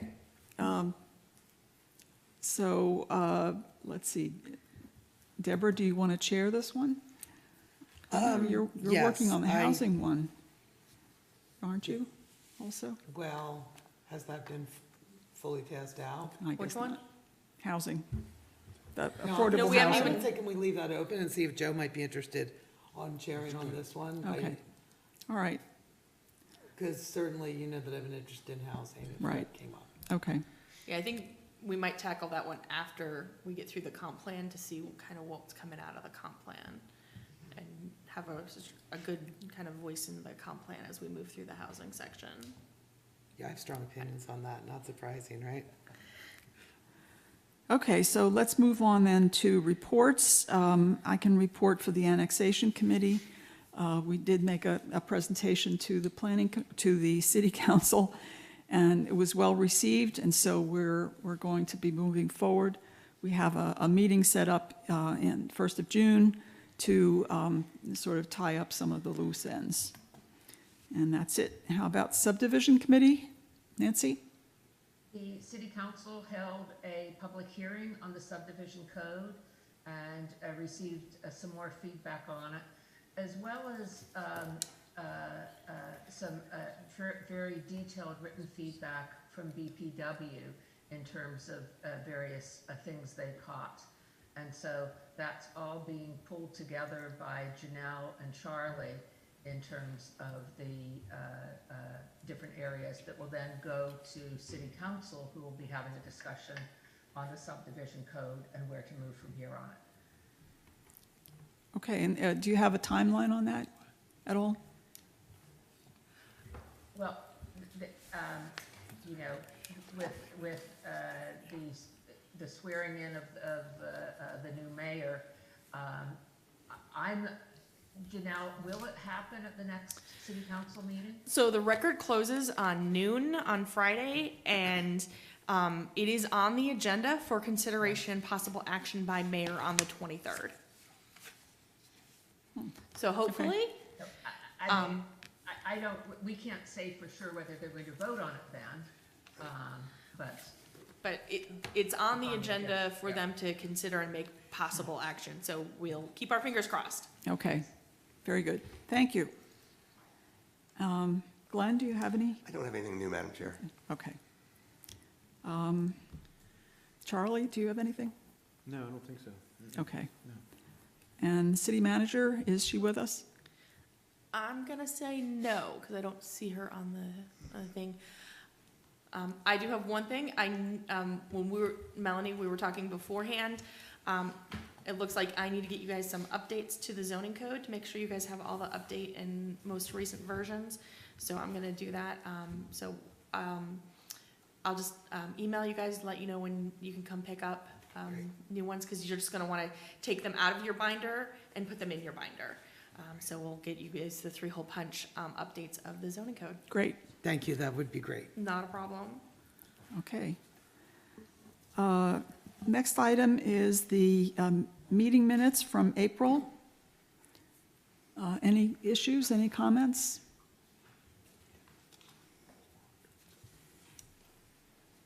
I had no issue with them. Okay.